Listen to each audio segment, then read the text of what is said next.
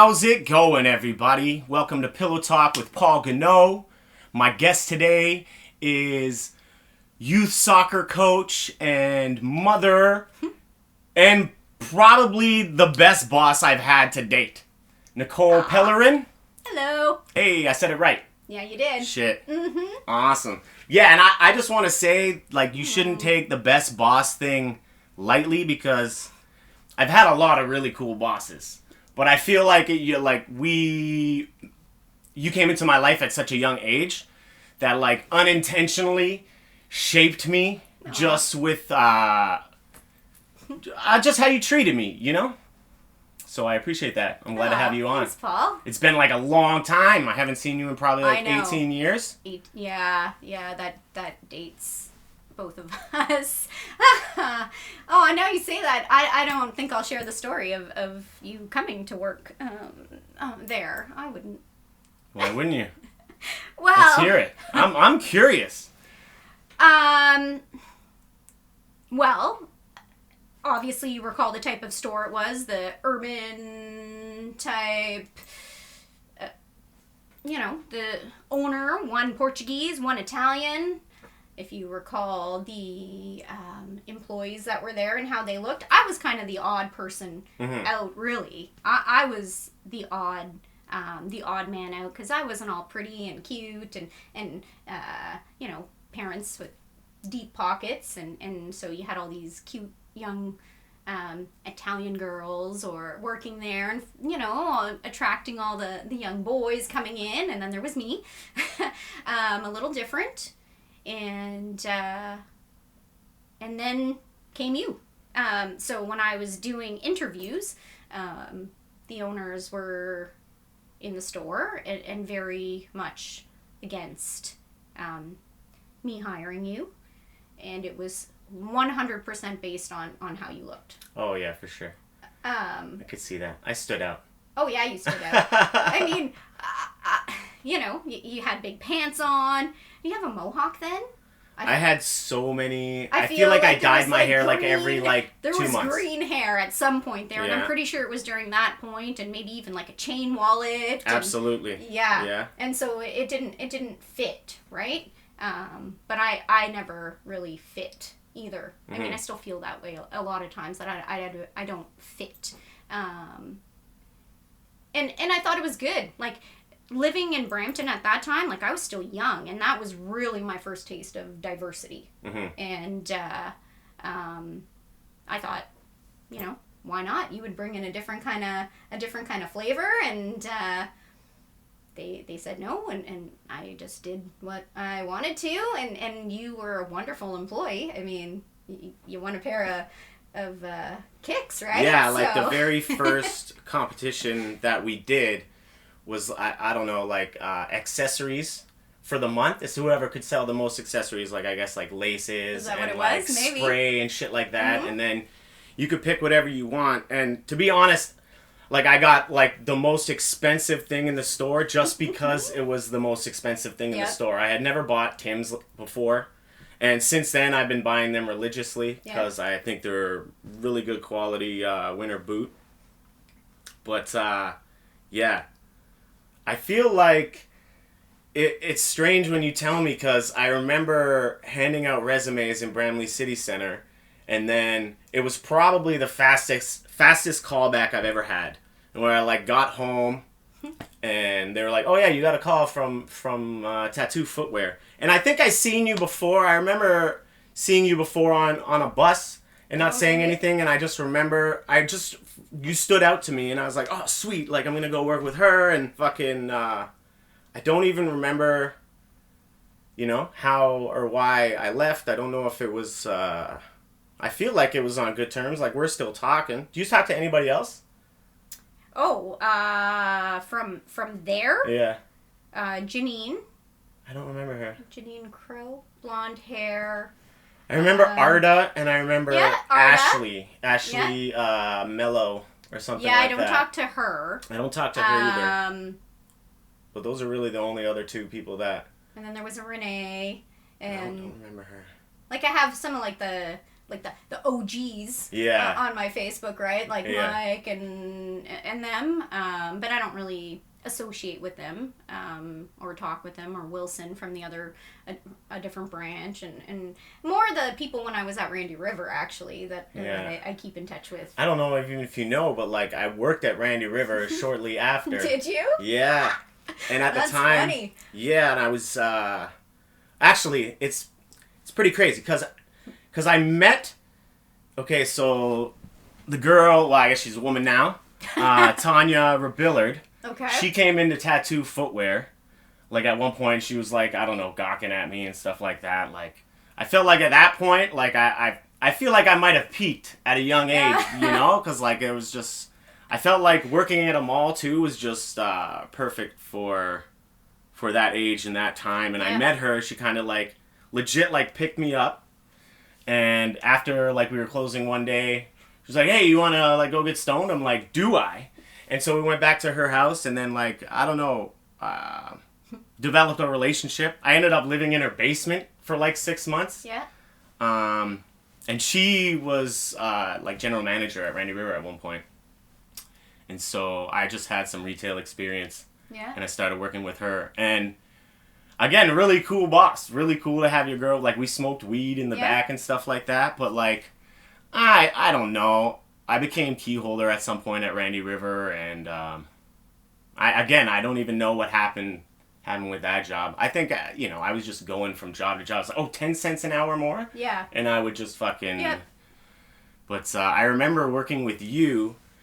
And I think it was me, you, Arda, working one night. And we just got a bunch of new, like, Paul Frank shit in. Yeah. And, you probably know where I'm going with this. And I hope I have a picture, because I want to show everybody that's fucking Paul. watching. You have it? I totally You gotta have send the that picture. shit to me. Okay, I have the picture. So I guess you bought a pair or two of Skinny pants ass. from fucking... I was so skinny. I mean, I'm still pretty skinny, but, like, I'm getting more in shape now. Paul, I feel like I'm in the best shape Were ever. you holding, like, spray protector? I think you might have we been. had. I think there was one of Arda and one of me with the bikini top on, and I don't know if I was wearing shorts or if I went down to my underwear and I just had boxer shorts on. But the deal was, it's like, if you could go return my pants to Bluenotes wearing this, you would get off work for the rest of the night with pay. And I was like, I'll fucking do that shit. Yeah, you would. And you're like, Arda, you have to go with this guy. He's going to get his ass kicked. And so, like, Arda, like, stood, like, 6 feet behind me and just, like, walked. I wonder if he remembers. Just trying to... I wonder if he does. I'm going to ask him. Arda, I mean, how could you forget? That's a pretty fucking fun time. Totally and I went, remember. and all the ladies at Bluenotes were like, "This is amazing!" And I was like posing all sexy. I wasn't sexy, but I was trying to look sexy on like their jeans and shit like that. And I returned them and I got off, like with pay. Yeah. I think there was only like maybe like 3 or 4 hours left, but worth it. Yeah. Well, see, I just knew, Paul. I just knew when I saw you. You were a good fit. Were you there for the Yummy Mummy sale? I don't know. What is this? Well, Yummy Mummy sale. Yeah, it was like for Mother's Day. Like, I'm a marketing genius. So. Yeah. Big banner. It was called the Yummy Mummy sale. Remember, we had like the TV screens playing the rap videos, like anything, you know. Well, we always, I think, had pretty good music going on. But we brought a DJ in that day. Fuck, and I think I do remember that. Yes, I think I do remember the mall that. Yeah. security was coming over. Yeah. And, And that fit stand. Remember that stand right outside with that? What was that guy's name? Harold, the bald black dude. I don't remember who he was. But that he was selling like those sweaters that said fit.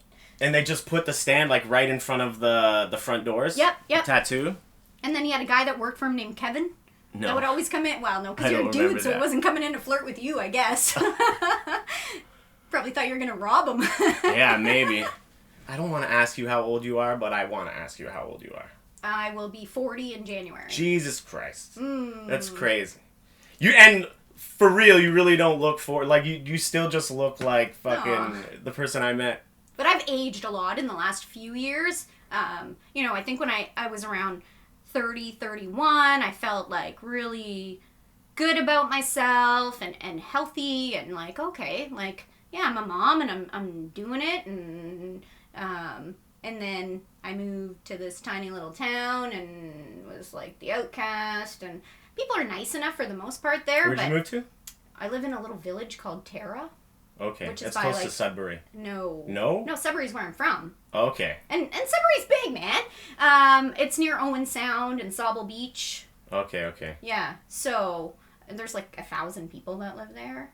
And some people are nice enough, but, you know, they have their circle, and they'll be nice to you, and they like you because you coach their kids and do things, and that, you know, they don't want to invest the time into doing, but they don't really let you in for the most part. I mean, I've made friends, of course, but I remember in the beginning, when I lived there, it was July when I moved there, and, you know, I'm wearing a tank top and walking down the street, and you could feel people just, like, staring at you. And then, you know, at one point I even heard people talking to me. The lady that owned the little convenience store at the time, it was like 20 questions. I just came in to buy bread, man. And it was like 20 questions, you know, why'd you move here? Where'd you come from? Why'd you decide to get that tattooed on your body? You know, that's on there forever. And just, like, those kind of things. And then I got bit by a cat.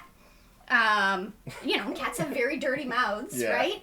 Well, shit. I was infected so bad, I had to go to the hospital. I got IV. I was hooked up to a gravity pump for days. So every 4 hours it would, you know, put the antibiotics into you. But I have, like, baby veins. And so it would blow my veins all the time. So here I am, bruised up. And I was a lot skinnier, too. So I'm skinny, in a new town, tattoos, bruises everywhere, IV in my veins, and it's, oh, welcome to school barbecue.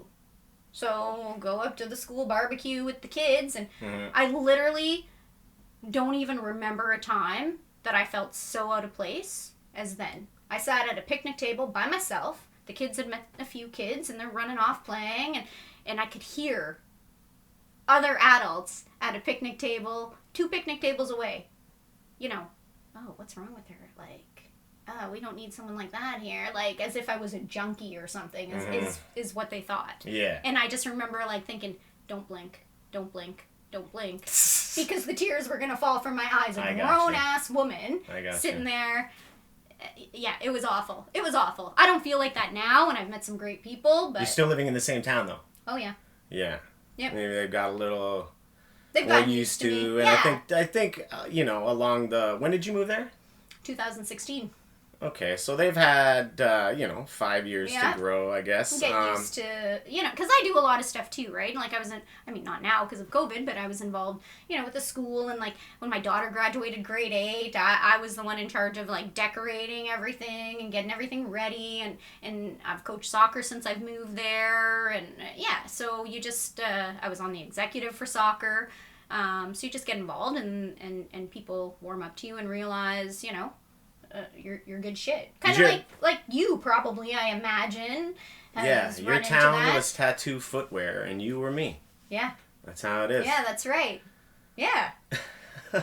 Yeah. Did you ever have anybody that you like kind of bonded with? Because I know, like, I was engaged like a few years ago, and my fiance, you know, she had a daughter and stuff like that. So I would go to a lot of these like school things, and for the most part, I would get a lot of that too. Like, still got piercings and you know, a few tattoos and shit like that, and just didn't really look like a lot of the rest of the parents. Yep. But there was always like those 1 or 2 people, and it was like you didn't even need to say anything. It's like you see each other from across the gym and just like give each other like the head nod. Oh yeah, I see you. All right. There it is. Yeah, and then at some point, you know, you're getting snacks or you're standing in line to talk to a teacher and you start talking, and I feel like, you know, it's nice to at least have a couple people to gravitate to. Did you have that? At the school, not so much, but through sports, in hockey. So I've met, like, the most wonderful friend ever through hockey, and her son's a goalie, and, you know, at first I thought, you know, no, we're not gonna, you know, we're different kind of people, we're not gonna be friends, and then the more we would talk, the more I realized, okay, we're definitely different, but we are very similar. The big difference is she will vocalize things that I've learned over the years. I need to just keep shut because Yeah. it gets me into trouble. Like you've learned to pick your battles. Yeah. Yeah. And she doesn't cause trouble or anything. She's wonderful and a nice lady, but she kind of doesn't give a shit who hears, you know. And I've had to kind of curve that for the sake of, you know, the kids and them not appreciating it. And I'd rather have those people in my life Yes. than, you know, the opposite. well, because I know she'll always have my back. Exactly. You know, she knows She'll tell you, you know, what she's thinking. Yep. It's not like you're going to have to sift through any bullshit.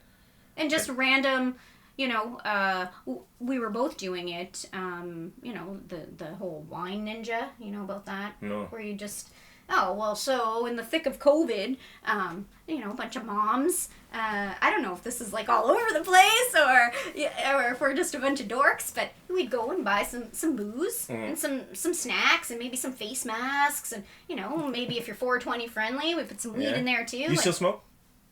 Yeah, not socially, more just at night. Okay. I have PTSD and I don't sleep well, and I just like to sometimes get a little buzz and watch a movie or something. So, but it's been a long time since, you know, I just blazed in the afternoon for no reason with someone. Yeah, we used to go on our breaks at fucking Tattoo and like grab weed from this like ghetto fucking. What was her name? QT? Do you remember this at all? From Knightsbridge, from like a building at Knightsbridge. And like, she wasn't like someone, at that time, like I was smoking every day, but I was smoking like a little bit, you know? And I always had people pitch in. I was grabbing maybe like half quarters or a quarter at the most at a time. I remember you wanted like a half ounce or an ounce, and we went there and fucking, she just, I don't know, I feel like she felt weird, but she was just that neighborhood dealer that gave to all like the teenagers and shit. And I remember like in my rougher days bringing her like PlayStation controllers and like CD Walkmans and shit, and for like, yo, just give me like a 5-piece or give me a fucking dime, and like she would always hook it up. But do you remember my friend Ed by any chance? He would come by all the time. He was like a mall rat. Ed, his name was Ed. I don't. I remember there was and he hung a lady who came around a lot, and you said she was your sister. I don't know if she was actually your sister, or if she was just like a good friend. Not my sister. I don't even know what we're talking about. Okay, yes. I Amanda? Is there an Amanda that you're close to? Well, I have a sister named Amanda, but she lives in Sudbury. Trying to do some psychic shit here. So do you know an Amanda? She lives in Sudbury. Fuck. Amanda. I think she worked at the mall too at the time that maybe I was Andrea working. maybe. Andrea maybe. Maybe an Andrea. The white lady, I think, had blonde or like light brown hair. Well, there was an Andrea that I hung out with, and she lived in the building across from the mall. So, but no, Ed used to come around all the time, just because you're talking about going to buy weed. So I was going to tell you a little story. So Ed, we were just friends, and he had his friend Kevin and whatever. So I lived in this basement apartment with these two French foreign exchange students in not far from the mall, actually. And Ed wanted to hang out one night, and there was nothing ever happening there, you know. So, okay, I had gotten this weed, and we went for a walk in the middle of the night, me, him, and his buddy. I think his buddy's name was Kevin. And we came upon this party that was happening. Just, you know, and here we are, 19, 20, 21 years old, whatever it was, somewhere around that age anyways. And so there's people all over the front, and we decide we're gonna, you know, chat them up a little bit. And this girl, there's a circle of girls. Didn't know anybody. No, didn't know anybody. Of course not. You know, the guys are hoping that, you know, they can chat up these good-looking chicks. And the chicks weren't all, like, rocked or anything, you know. They were pretty with it, because I wouldn't let them take advantage of drunk chicks. But anyways, and there's people outside. There's probably about maybe 25, 30 people outside, and the guys had no weed. It was all my weed, because they were kind of bums. Really. And so this one chick was like, oh, come on. I'm like, oh, I don't really want to share my weed with them, but okay, whatever. There was 3 girls, 1 dude, you know, my buddy Ed, his buddy, and me. So I'm telling them, like, this is, like, really, like, strong weed. And it was right around SARS. Yeah. Because I know we went to Toronto Rocks the Park like within a week or two after that. So it was right around that time. So I'm telling them it's like really strong. So careful. So anyways, they're smoking the doob and I'm like, I'm good. Like, I'll smoke some weed later. Like, you guys go ahead with the chicks. And I'm standing there and I was talking to someone else that I didn't know. And the one chick, she's smoking it. And I'm like, oh, like, you maybe want to pass that. Nope. So she's smoking it and gets to another person. She's standing there and I'm like, oh shit. Like, guys, the chick turns white as a ghost. Like, white as a ghost. Starts sweating. And no shit, no buckle to the knees, no nothing. She's just standing. Everybody's talking.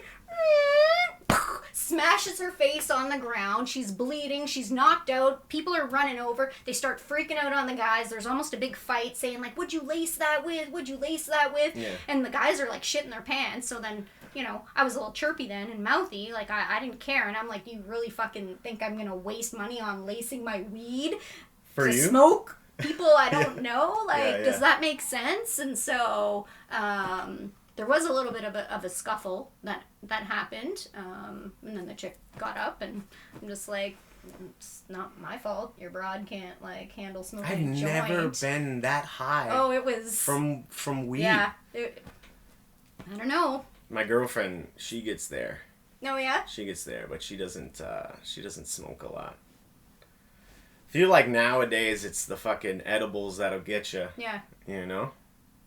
Does your daughter's 16? How old's your son? He just turned 13 in 13. May. Okay. Does your daughter smoke? Mm-hmm. She does, eh? Mm-hmm. How do you feel about that? When did you find out? Tell me all the deets. When did I find out? Yeah. And what was your reaction? Probably 2 years ago. I found out, and because she's not as smart as her mom and smoked it downstairs. Mm-hmm. However, she's a little bit smart because I'm pretty sure I found like the toilet paper tube with the fabric softener. Everybody did that. Called right? that a spoof. That's what we used when we smoked in Randy River because we would hit bongs in the back and just blow it out there. Terrible. Yeah. Terrible. And she was careless. You know, she would, make a pipe out of a pop bottle or whatever, and just leave it around. Yeah, and it wasn't really hidden, or, and then what really gave it away is, like, that girl gets hardcore munchies, and she is noisy. Noisy. So, I didn't feel at all good about it. I wasn't happy. Don't do it. Now, I don't want her to do it, but I'm okay with it. Mm-hmm. Like, I'm okay with it. She could be doing a hell of a lot worse things. Megan works 2 jobs. She goes to school, gets good marks. Buys herself, she bought herself a MacBook. She's got a little savings, so one for school, another one for, her apartment with her boyfriend when they both go to school. Okay. And, so... If she was out on the streets and a shitty person, it would be a little different. It's not like she smokes weed all the time. She's got some weed. I check the stash out to see kind of, keep maybe tabs on. Pinch a little bit? No. No. I can't be the mom, though. Ooh, this smells good. That's like, oh, here you go. I considered it. I'm not even going to lie. I definitely considered. Yeah. Did she know you smoked weed? Well, yeah, like, because she found it and stole it, and okay, so I had to buy like a lockbox, and I was embarrassed too. Like, I didn't even ever let my kids know that I smoked a cigarette. Never mind smoking weed, right? So, because, now it's different for kids, but then you're talking. Drugs are bad. Weed is bad. It's drugs, right? So I don't want them thinking their mom does drugs. Mm-hmm. So I was pretty mortified, actually. I was more worried about that than the fact that she smoked a bit of pot. But for her birthday this year, especially Sweet 16, and it's COVID, and you can't do fuck all, like, I considered buying her some good weed. I didn't do it. Bad mom moment. I did make her a tiny little basket with a few different flavored coolers and stuff for her and her boyfriend to have a fire and have a couple of drinks at home. And, when you think about it, at her age, like, I lived on my own, Yeah. And the kind of shit I was getting into, it could be a heck of a lot worse. Yeah. So if she wants to smoke the odd joint or have a drink, I'm not going to say, hey, yeah, go for it, haha, but it's reality, and she's a responsible young woman. Yeah, I feel like I'm doing a good job. So. Sounds like you are. I knew you'd be a good mom, even from earlier. I was like, oh, when I found out, like, because, like, we haven't seen each other, but we've remained in touch through social media and stuff pretty much the whole time. So seeing, you know, you have your daughter, and I was like, oh, yeah, for sure. Yeah. Before I forget, I had to put my weed in a lockbox just recently. And I'm the kind of person that, well, I guess not recently. I haven't had to worry about it for a bit, but dating my girl for about two years, so I'm just trying to do the math in my head. I apologize. That's okay. So I had a roommate, and she, someone that I trusted, you know, I knew her probably from, you know, before I knew you, to be honest. And, you know, my ex fiance, she moved out, and she was someone that I trusted and let her move in, and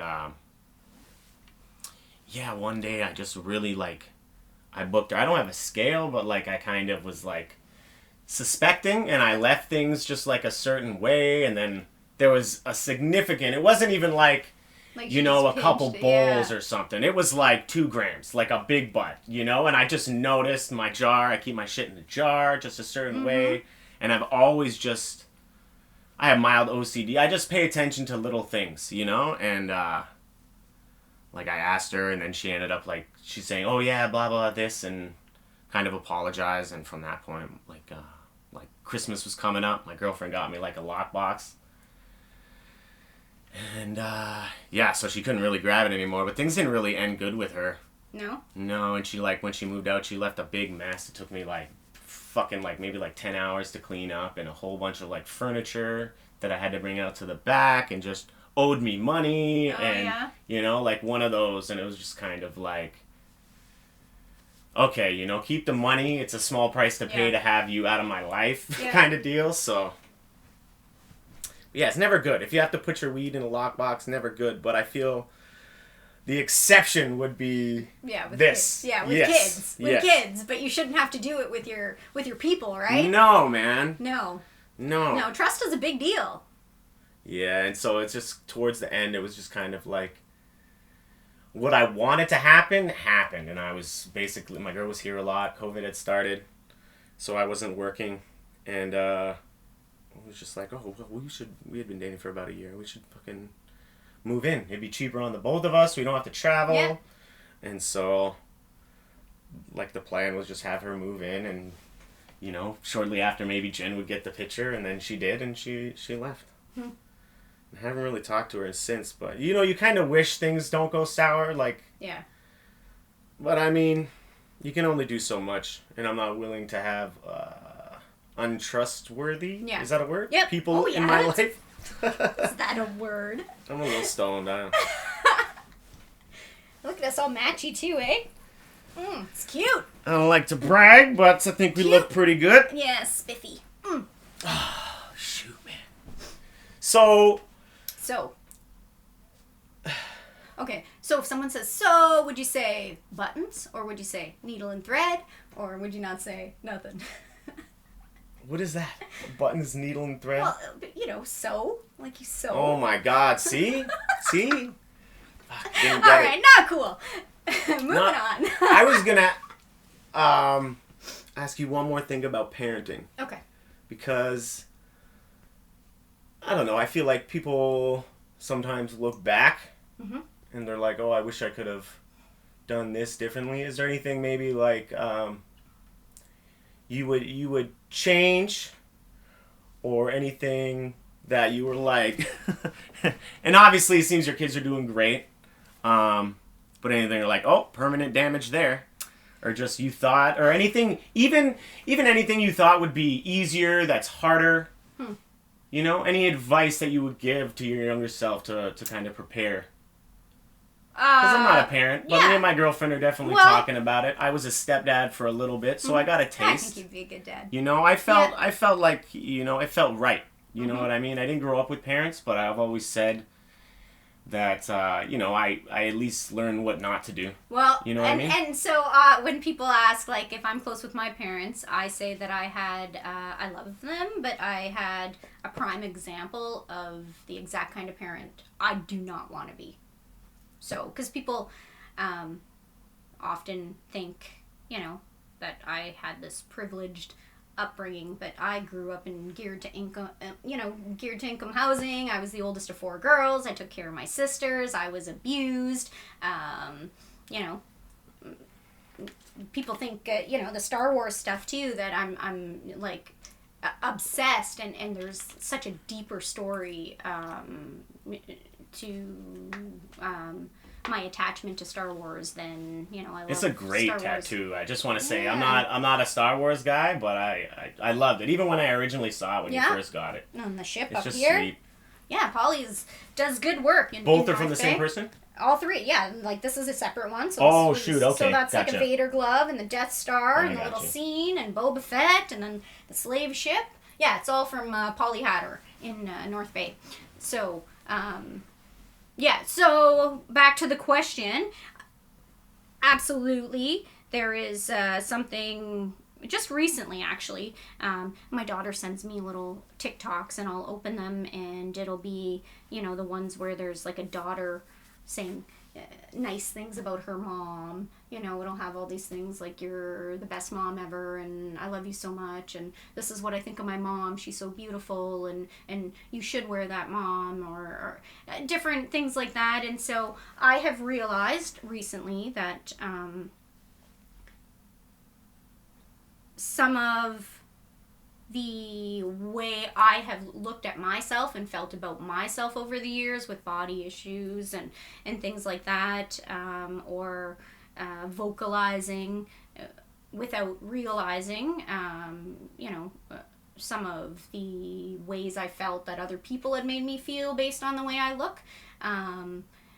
And so she has overheard certain things or caught on to certain ways I was feeling. And so I guess my advice would be that even when you don't think little ears are listening, they most certainly are listening, and it can affect them, because now, you know, I feel a little bit guilty. I don't think my teenage daughter should worry, you know, about how I feel about myself. And so when she sends those things, sometimes I think, okay, she just saw something cute and, you know, she wants to brighten my day up. And then in the back of my mind sometimes, if, you know, she does it a few times in a week, I think, you know, does she think, you know, I hate myself or something? And so I've talked to her about it and stuff, and she said, well, no, but, you know, I don't want you to worry, you know, about your weight or about this or about that. And I don't walk around saying like, oh, I'm so fat or anything like that. But, you know, I've gained a bit of weight and I've tried to eat a little better and things like that. And so, yeah, just be careful what you say, because kids are impressionable, and you don't want them taking on your burdens either, right? So yeah, that's got to be hard. It's good to get the advice. I've seen it firsthand as well. You know, with and to be honest, the person I'm thinking about, I don't talk to anymore. When me and my ex split up, she kind of was Team Danielle, and so we haven't really talked. But I feel like that was a bad breakup, eh? I would see it was not my business. No, it's okay. I don't give a shit. It was something that she decided to move away. Okay. Right? Obviously, we knew things weren't good, and we like both wanted the best. At that point, it was like, well, like, what's best for Audrey? Audrey's her daughter. Yeah, no, I used to see on Facebook, and you'd go to, like, the school stuff, and, you know. Yeah. Actually, I saw my buddy, side story, I saw my buddy there. We went for parent-teacher interviews one night, and standing in line, we had already seen a couple teachers standing in line to talk to her math teacher, not socially distancing, the good old days. And I just hear, like, Paul? And I turn around and there's this, my buddy Lucas, who I hadn't seen in probably like 5-6 years, but we used to work together and smoke an insane amount of weed together. And he was the teacher's assistant. Like, he was like towards the end of whatever, how many years you go to school to become a teacher. Yeah. And so he was there, and actually it turns out that he was like the cute teacher's assistant that all like the girls like Audrey thought he was cute, and I was like, oh fuck, like this is, it's just, and I kind of just like I'm the old guy now, like I'm not. It was kind of an actually life-changing moment. Like, oh shit, dude, like we're the adults now. Yeah. Like. Yeah. No, I know.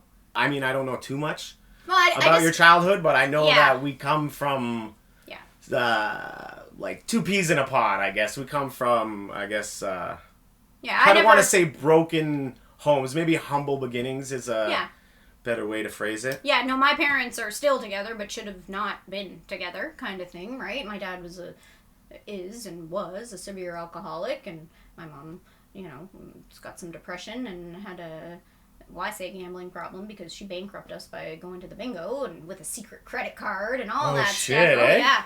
Like, oh, yeah. It was, I remember, changing diapers when I'm, like, not even old enough to stay up and... Taking care of your sisters and stuff like that? Yeah. Yeah, I did a lot of that. And then, with the abuse from different family members and things like that, and having to be the strong one, and me being kind of thrown out of the family, it was tough, right? And so you grow up and you think, like, why wasn't I important enough for anybody to stick up for, sort of thing, right? And as a mother, I just never wanted my kids to feel like, they're not important. So I really hope as they go on in life, they know how valued they are and how important they are and how hard I've worked and tried to be there for them. I don't know. We'll see, right? I think you're doing a good job. Yeah, Seems thanks, like you're man. doing a good job, man. And your daughter looks identical to you, man. Don't say that. She doesn't take that as a compliment. She doesn't? Why? Actually, she's better now, but at one point people would say it all the time. She's not the kid that the boys are like, oh, your mom's kind of hot. Well, I think that's more her brother's friends. Okay. They're into Megan first, I think, and then I got you. And my goodness, this poor little boy, Nick's buddy, who's like a year or two older than him, and this was, I guess, last year, because one of the other kids said they still talk about that all the time, and so the boys come over, and I was doing a workout or whatever in the house, and Nick was in his room or downstairs, and I think he was streaming on Twitch or something, and so doorbell rings, and oh, okay, Nick doesn't get the door. The dog's barking like crazy, so I run to the door, and, there's some boys on the deck and some boys down the stairs, and they're all standing there, and I don't know a couple of them, but most of them I know, and the one kid that's over all the time, good friend of Nicoles's, and they're talking, and I'm like, oh, you want Nick? I said, well, Nick's just streaming. You want to come in for a minute, like, and go and get him? But you got to be quiet. I don't want him to get mad. And so they're talking, and then the boys start giggling, like the two boys that were by the one boy that's always over. And so I'm talking to him, and his focus is right there. So I'm like, George, my eyes are up here. Not even thinking that I'm talking to like a 14-year-old boy. And so the kids just died laughing, and I guess they still razz him about it all the time. Like, oh, Nick's mom just totally called you out. It's like awkward, but it's got to something you got to walk away like, oh, still got it a little bit, Now, is that kind of the reason? Because you said that you used to have Instagram. Yeah. But you didn't. And like what I envisioned was like, something to do with like your kids and young boys or something, and just like a bunch of fucking maybe comments that were out of line, and you're just like, I don't want to deal with it. So there was actually the very first time, because this was a long time ago, like I haven't had Instagram for a long time, and I didn't even have this tattoo, but I had the Boba Fett tattoo. And anyways, the very first time I ever used like an Instagram filter ever. And I think I maybe brightened my eyes or something. I had an R2-D2 tank top on, and I posted a photo and went to bed, and I think I went to bed with like 120 followers or something, and woke up the next day, and there's like 900 more, and like all these messages, and so at first I was like, oh, like what's going on here? Yeah. And some of the messages were, not appropriate, but it was fine. At that time, I didn't really mind the attention, but then my pictures kept getting used on all these other kind of things and pages, and so then I was getting like, a lot of wiener art sent to me, and I was married, so and then there was someone from my childhood who was older, so he was the older brother of somebody I used to hang out with, and I think he was probably, like, the person I hung out with was 2 years older than me, and I think he was 3 or 4 years older than them. So, here I am. I know I was still in elementary school, whether it was grade 7 or 8, I don't know. But he was a grown man with an apartment, and I remember we used to go hang out there. I'd babysit my sisters till 11 o'clock at night when the bingo was over, and my mom would come home and say, like, okay, good night, and I'd be like, no, I'm going out. And it'd be like a Tuesday night, and well, where are you going? Well, I just fucking babysat all day. I'm peace out. Like, I'm going out, and who do you find when you're 12, 13 years old, right? And you're on the street at 11:30 on a Tuesday. Older guys. So we'd go there, and I didn't drink at the time, but, I smoked hash and weed and whatever, and anyways, this person sent me a message on Instagram and just talking about how good I looked and how this and that, and I come to find out they actually live where I live.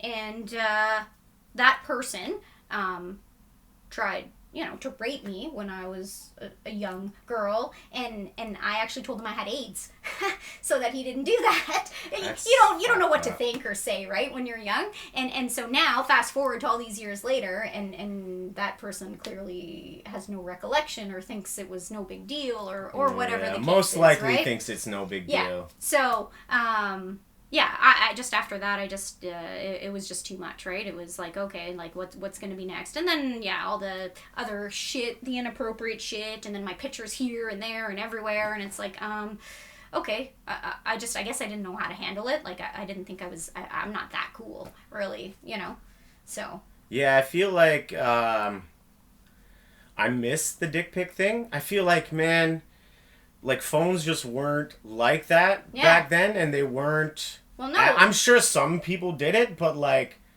I think I missed the dick pic train. Well, Well, and back like, then, you want to send a text, it's like, you got to push the number 2-3 times to get to the right letter, right? Like, yeah, but I used to have, like, an opening bit where I would, like, ask the audience, the ladies, raise your hand if you got a dick pic.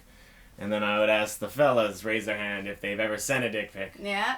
And I'd be like, something doesn't add up here, guys. You know what I mean? Like, no hands for the guys. Yeah. But maybe, a few. Yep. And then, like, every hand for the ladies. And it's just like, fuck. But how do you not get worried about that? Yeah. Like, how do you not... Especially having a kid, too, right? How do you... Yeah. And, like, how do you send that out there? How do you just... Oh, yeah, she's... Unwanted. I get if someone's like, oh, hey, like, send me a titty pic, send me a dick pic, and that kind of thing. And you're like... Yeah, but do women if you're say, into them, like, send me a dick pic? I don't know. They're not pretty. I don't know. I don't know. Ladies. I've never had it. Do you ask for the hit me up, ladies. snake? Have you ever asked? I'll do a little poll. This is good.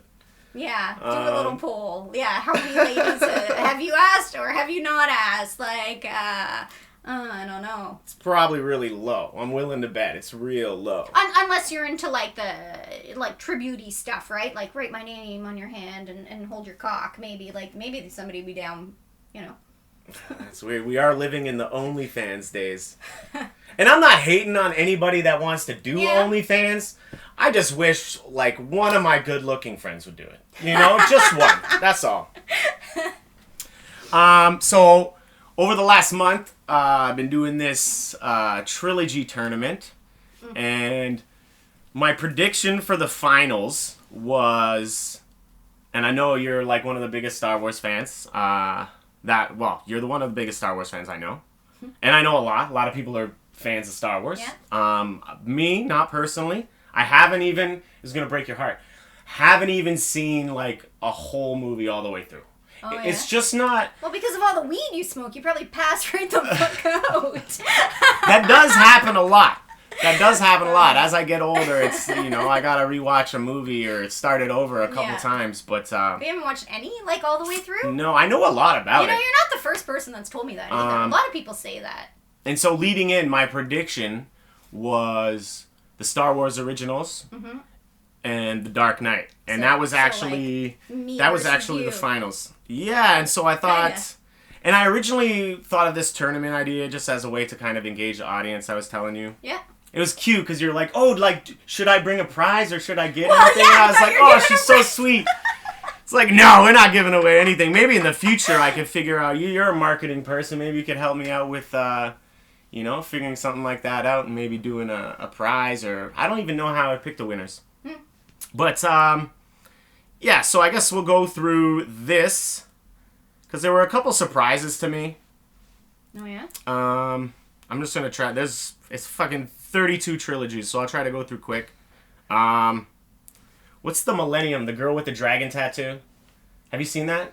That's a movie that I didn't watch all the way through. Yeah, so like there's some that I haven't seen. I haven't seen that. That one got crushed by Hangover.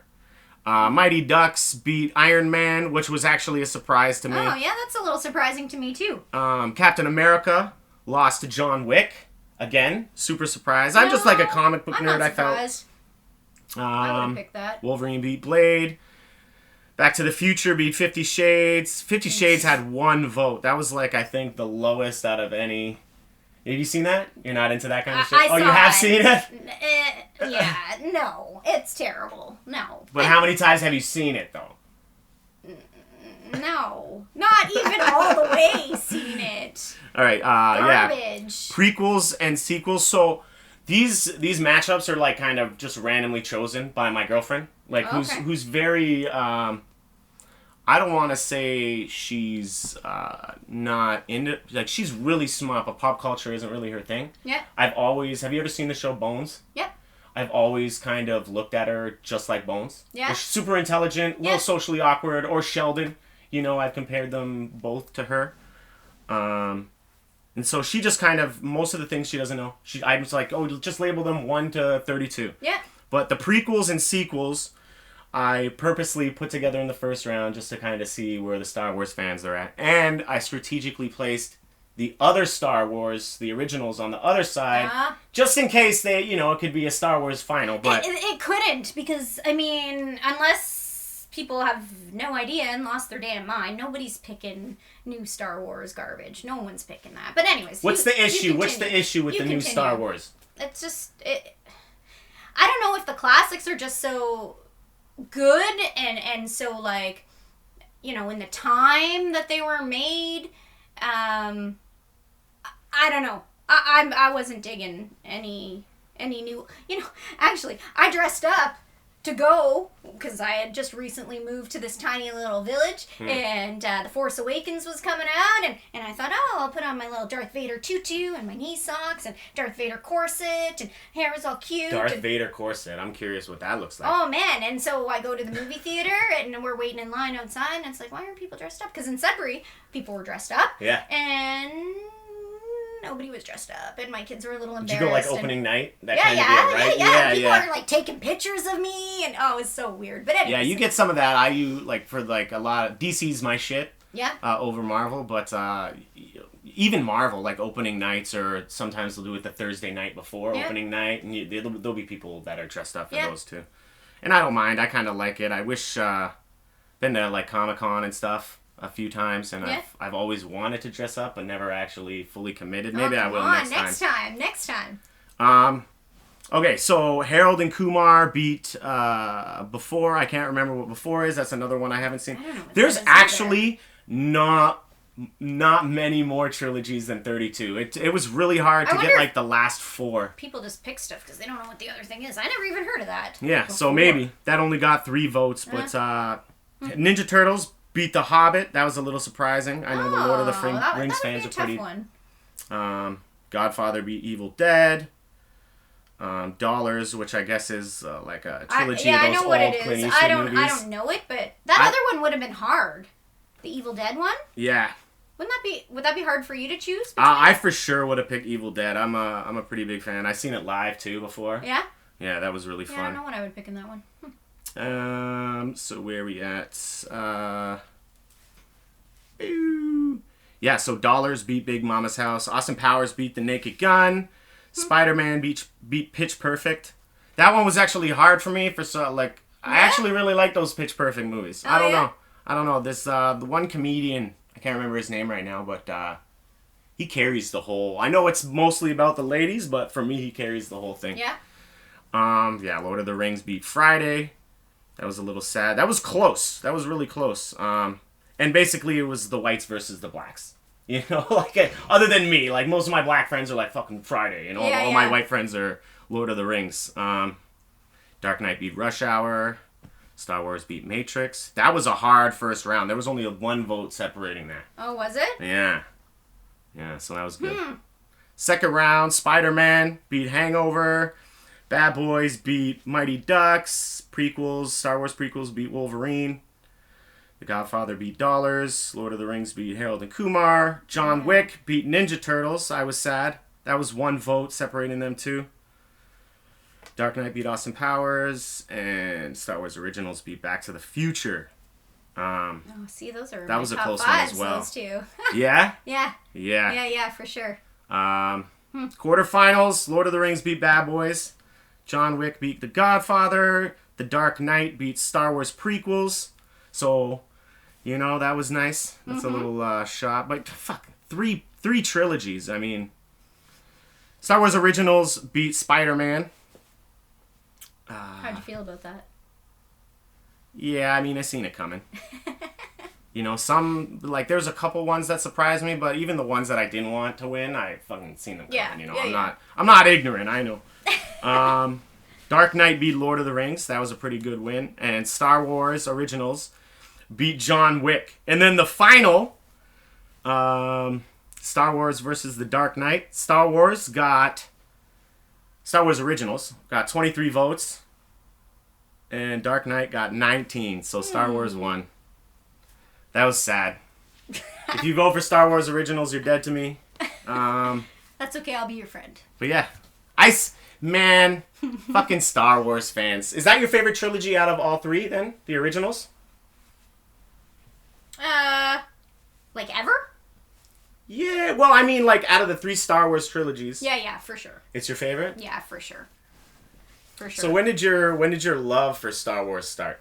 Because you were saying it's a little bit of a deeper meaning. I'm curious. Well, I mean, I check out your episodes, and like the dudes are not talking about heavy stuff. Like, are you wanting like is heavy okay? Like if you are comfortable with it, I just don't know if your people want to hear I basically well, I have you on here because I fucking find you interesting, and thanks, that's man. basically the thing that every guest has in common is I fucking find them interesting. So if they're on here, fucking check it out, man. She's got a lot of interesting things to say, just like a lot of other guests. So, Thanks. I mean, if you're comfortable, I'm comfortable. I've basically told, everybody my life story. The first half.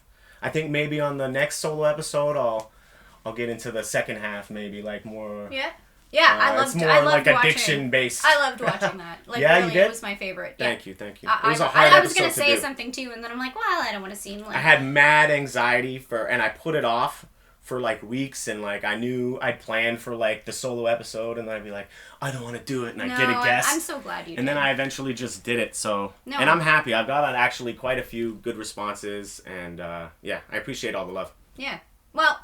All right, so I'm kind of on a solo journey anyways of kind of healing my soul, as cheesy as that sounds. And so, I'm a little more open about things. And so, I went through a lot of abuse when I was younger, and I grew up in geared to income housing. And so often, I'd be out on the streets in the middle of the night at, 11, 12, 13 years old, and I remember the year even, it was 1995, and I was born in 82. So, I was 13 years old, and an incident had happened, and I was out on the street, and so I hung out with a cousin of mine who was a few years older than I was. He was, I think, 4 years older than me, if I'm not mistaken, him and his buddies, and I thought I was the coolest thing in the world, right? Yeah. Of course you do, but really they used me to keep six while they were taking change out of vehicles and stuff like that, or, get me to steal cigarettes from my dad, and pick blueberries to sell, to buy some weed for the weekend kind of thing, right? And but I thought I was cool, right? These older guys, and there was the odd girl too, and they wanted to hang out with me, and I was just a kid, and I wanted to impress because I didn't have attention at home, and so anyways, there was this one guy that hung out with them, and he wasn't. I mean, they were not bad, but bad, right? You think, oh, they're stealing a little money, and they beat up the little Dickie ice cream man. Terrible. I was just telling my daughter about that when she saw an ice cream truck. But anyways, he wasn't like them. He was more compassionate. He was a nice guy. He still hung out with them, but I could tell less and less he was hanging out with them. And anyways, so this one night, normally you just walk around the ghetto and you'd run into someone. Well, I didn't run into anybody this night, and there was a high school behind. You'd go up the little hill, and then there was a high school, and sometimes we'd go and sit on the roof, and so I went up, and I was walking up there, and he was sitting up on the roof, and we got talking, and like I knew him and stuff, and then he was sharing a few things with me and whatnot, and then I guess I must have been very upset, and I didn't tell him what I was going through or what happened, but it was almost like he knew, because he said, like, what are you doing out so late? Like, go home. It was like he was looking out for me, right?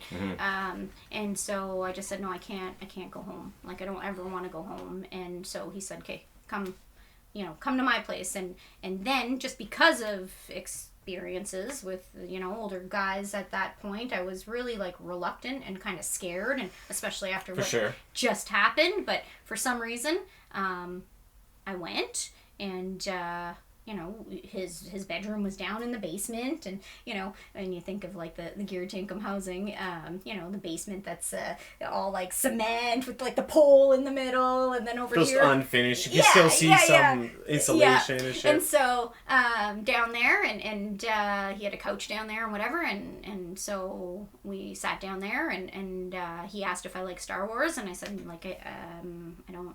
I remember the Ewoks, and that's really all I remember. And so he put Star Wars on, and didn't question me about things. And I just remember sitting there in the dark with the Star Wars on, and just thinking, like, this is the first person that,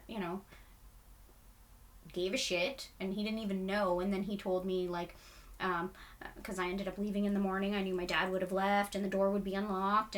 And he said, like, anytime, Nikki, like, anytime, just come back. And, just come to this window, and then it ended up being, not a regular thing, but that would be my escape, because, I slept in the bush, I don't know how many times, because I didn't want to go home by myself, eaten by mosquitoes, and so I'd go and fucking skeeters, and tap on the window, and not too hard, right, in case he was sleeping, and he would always, every time let me in, and every time he'd put a Star Wars movie on, and wouldn't question me about nothing, and that was like my safe haven. And honestly, I think, like, I wonder if I didn't have that, if I would even be here now. Do you remember his name? Do you still talk to him, or is it just somebody that was... He was murdered. Oh, fuck, man. So, Damn. Yeah, so it's kind of a memory, So. Okay. Pictures painted. Yeah, you get it, right? Yeah. So... Wow. It's amazing how people affect you, right? And so I hope everybody realizes, just the kind of impact you can have on someone else without even maybe knowing it. Yeah, and it's interesting also to see, the way the attachment people have to, like, certain things that other people are like, oh, it's children's stuff, or like that just are ignorant and don't understand, and I'm really glad that you shared that story. Yeah. Thank you. Yeah, you're welcome. So I guess we'll just get into top 5 now. Since we're talking about Star Wars, I imagine that's at the top of your... Lighten it up a little bit. Trilogy list. Yeah, did you want me to go first? Sure. Go ahead. Right. If you've watched this, you fucking know the Dark Knight trilogy for sure. Mm-hmm. Number 1, no doubt. Number 2, Bad Boys.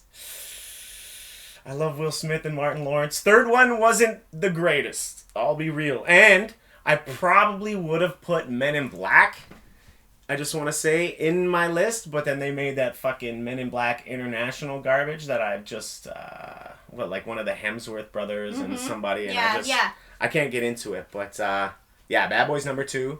The 90s Ninja Turtles, again, third one is a little weak, but man, those movies, like, this is funny, because I was, I don't know where it is, I think I was on my buddy Jam Easy's podcast with my buddy, like another friend, Joe, and we were talking about these movies and basically trying to, because he's a big Marvel guy. Yeah. This is around the time that the Zack Snyder's Justice League, I don't know if you're really aware, but this huge DC movie fucking came out, and so he was on the Marvel side and I was on the DC side, and that's where I've had him on, actually. It was a really good episode, and he just really pointed out. Have you seen the first 2 or the original Ninja Turtles ones? Yep. Oh yeah. Yeah, and so yeah, for sure. He's really just kind of explaining and kind of breaking it down how like the first Ninja Turtles movie is basically a DC movie now, and that the second one is a lot more playful and funny, and that's the Marvel movies, and like right. And because he likes the second one more, I like the first one more. So I don't know. I think it's a series that really shaped what I like now. Yeah. Friday is my number 4. I love that shit. And I saw them in a weird order. I saw number 2, and then I saw number 3, and then I saw number 1. Really? Yeah. And like, I obviously thought the second one was my favorite, first of all, out of the 3. But, fuck, they're all really good. When I think of just consistent, I really even like the third one. There's a lot, like when I quote Friday, most of my quotes come from the third one. Like with Damon or, I don't know, the Holy Moly Donut Shop guy. Yeah, love that shit. And number 5 for me is The Mighty Ducks. Pretty solid. I still watch it. Yeah. Even though it's like, I don't know about an order for things. And you don't have to put it in order. And so, I feel like this one maybe won't be a popular one, but I would have to say The Terminator. Okay. I just memories, I think. I connect things to, back in the day and not having all the greatest memories, but, memories of watching Terminator movies. And then you had in your poll Back to the Future. And so I definitely love Back to the Future, trilogy that wasn't even supposed to be a trilogy kind of thing.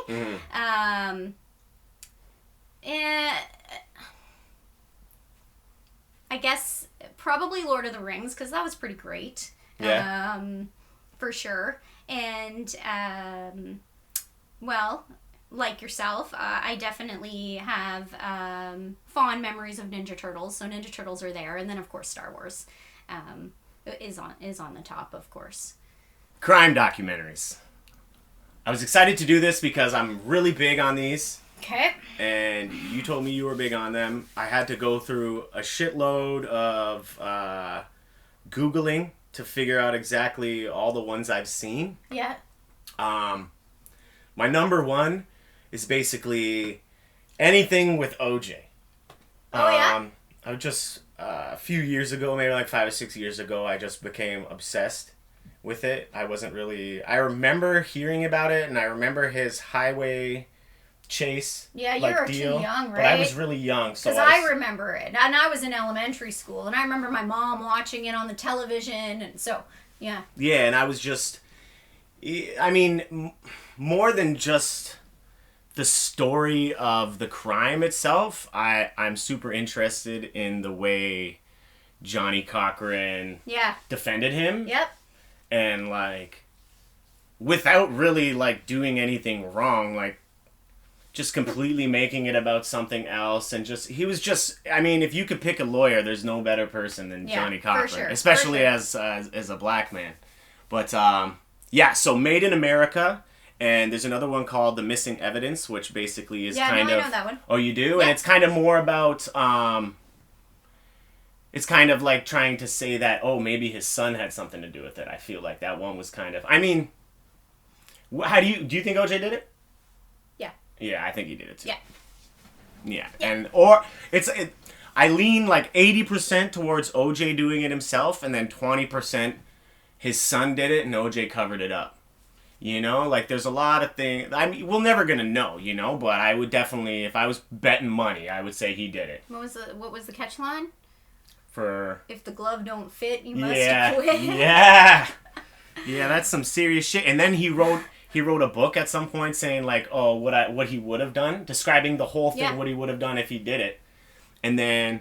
So, I guess... The legal case, like, his actual, like, murder charge and all that stuff got dropped. But then he went to... another level of court with the Goldmans, the family of the Goldmans. Yeah. And he was found guilty. Yeah. And all, like, the proceeds to that book, I guess, were given and are currently given to the anything that's made from that book is given to them. Yeah. But how grimy. And then he does some other stupid illegal shit and gets arrested. Like, you're a fucking idiot. Yeah, your time is up. I never would have done anything after that. Yeah. Number 2 for me... the story of the West Memphis 3. Do you know them? Yep. Yeah, so I originally, and I have a book by Damien Echols called Life After Death that my buddy Jeff lent me like 10 years ago. You're not getting it back, Jeff. Really, really good book, but I learned about them from Paradise Lost. So that was like my introduction to these guys and that story. But then it's like Peter Jackson, I guess. Did he do Lord of the Rings or King Kong or maybe both or something like that? Maybe both. He's like a really big, like, you know, cinematic fucking director. And he did a documentary called West of Memphis, which I thought... Paradise Lost had like 3 parts. And it was just... there was a lot of filler stuff, I thought. And West of Memphis was like... It really nailed it. It got it all the information you need in like... one movie plus some updates. So, yeah, number 2. Number 3, Mommy, Dead, and Dearest. Do you know this story? I know the story from the book. I didn't see no documentary, though. Yeah, I don't know what it's on. I think I originally saw it on YouTube. Yeah? But the story of, like, a girl who was raised, what's it called? Munchausen syndrome? Yeah. And so, like, her whole life...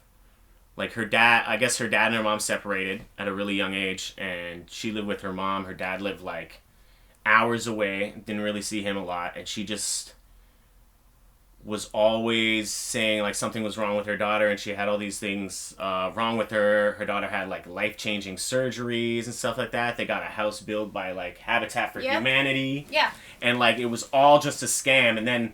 This girl, like, you know, started to, like, her mom wouldn't let her walk, even though she could walk. She always had to sit in a wheelchair, and, like, she eventually fucking killed her mom. I think she gave her pills and, like, drowned her in the bathtub. Yeah. I think that's how it was. And, like, she's in jail right now. And, it was probably one of, like, the most heart-wrenching crime, like, when I hear about it. And I'm like, I went through a lot of shit as a kid. You did, too. I've really, like, kind of... wish they would find some other solution than keeping this... I guess she's a woman now. In jail. You know? Like, I think a lot of the jailing system and the legal system, it's not really... Especially in North America, like other countries, from shit I've watched, I just see that they take it differently and they're more geared towards rehabilitation. Yeah.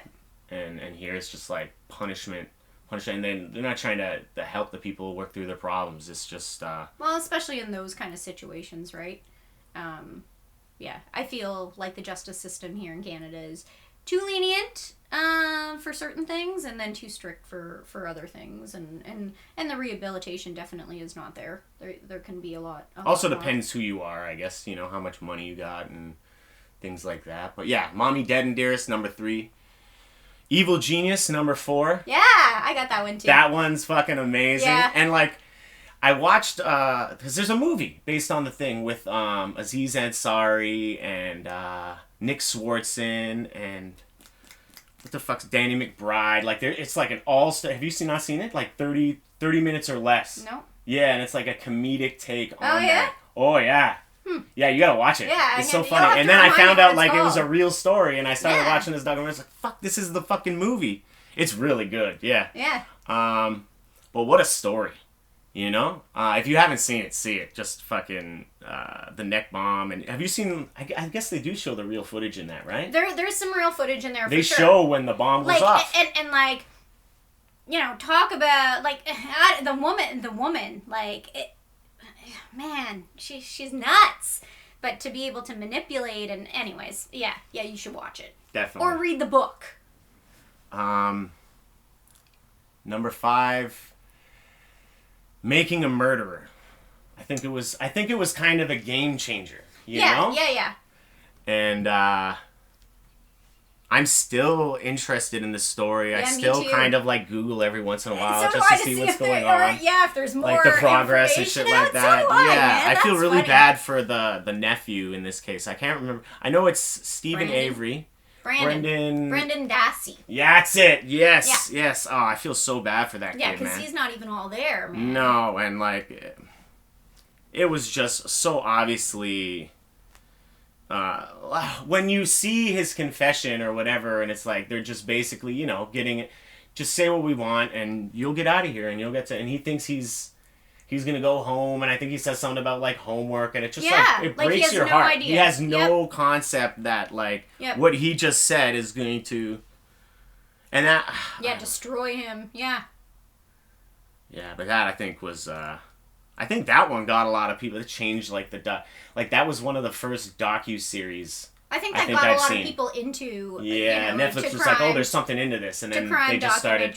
And like you said earlier, like they're not all good. No, you know what I mean? Good. Like that Cecil Hotel one, it seemed like a really good one, and then it was a big build up for nothing. You're thinking, like some creepy shit. You know, she's just whacked out. It's like I knew.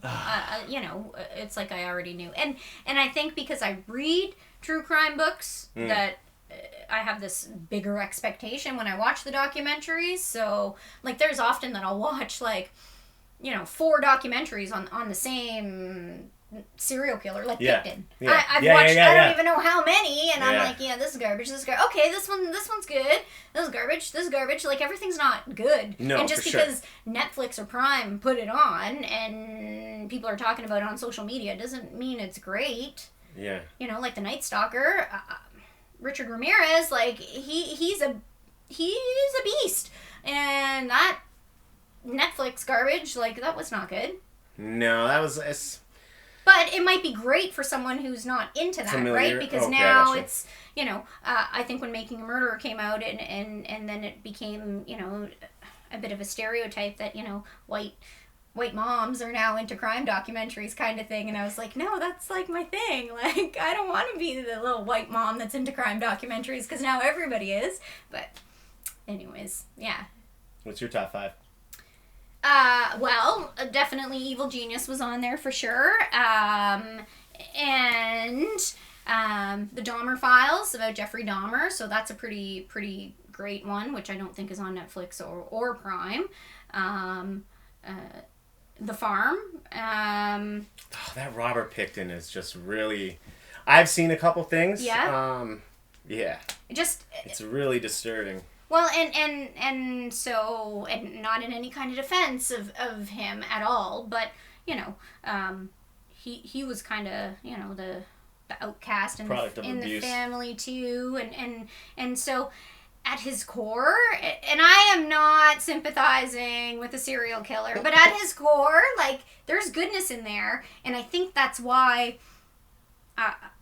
I'm interested in serial killers is you wonder like what makes a good person do these kind of things. And I mean, I don't know that he was a great person. I know that when he was given drugs and money and stuff, like ultimately there was something coming of that, but he was also helpful and you listen to the story, or if you read about the story, and then, you know, with the Hell's Angels and all that, and Piggy's Palace and all of those things, like he was around it, and his brother treated him like shit, and all this other stuff, and so anyways, that one was a pretty good one, and it talked also like about the prostitutes and gave you a little bit about them as well. It wasn't just all about him, and so I'm interested in to know about things like that as well. So, where are we at? 3? That was 3, yeah. You know, there's so many. Let's just give a little bit of an honorable mention here to Surviving R. Kelly, because I grew up loving 12 play, you know, bump and grind and all that. And so that, for me, was very... I even enjoyed, and I'll be honest, I don't anymore, because I feel like it's just like the same stuff, and I'm like, okay, I've heard it all.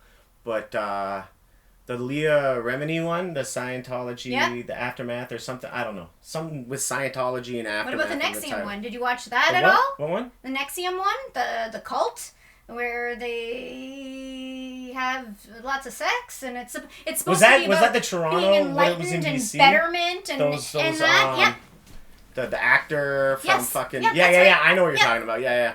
I don't know if I've seen a documentary. Okay, so there's one called The Vow, which is pretty good, and there's one, I believe it's either called Seduction or Seductive. I can't really remember, and I watched part of that one as well. On the same topic? And so, yeah. Yeah. So, those ones are pretty good. But, yeah, that's a crazy story. But the R. Kelly one, I kind of binge watched. I don't binge watch a lot, but I binge watch, and I think just because of how much I loved him before in the past, and to learn about that. But yeah. So we'll just not say he's 4. I just wanted to mention that one. So 4 is going to be, and there's a lot on Netflix and Prime, and I don't like a lot of them, but I really like, and I don't cry watching those kind of things. I'm compassionate and I'll feel, but I cried so much in the Gabriel Fernandez one, the young boy. I think he was like 8 years old, who he was beaten and ended up being killed by the mother and her boyfriend.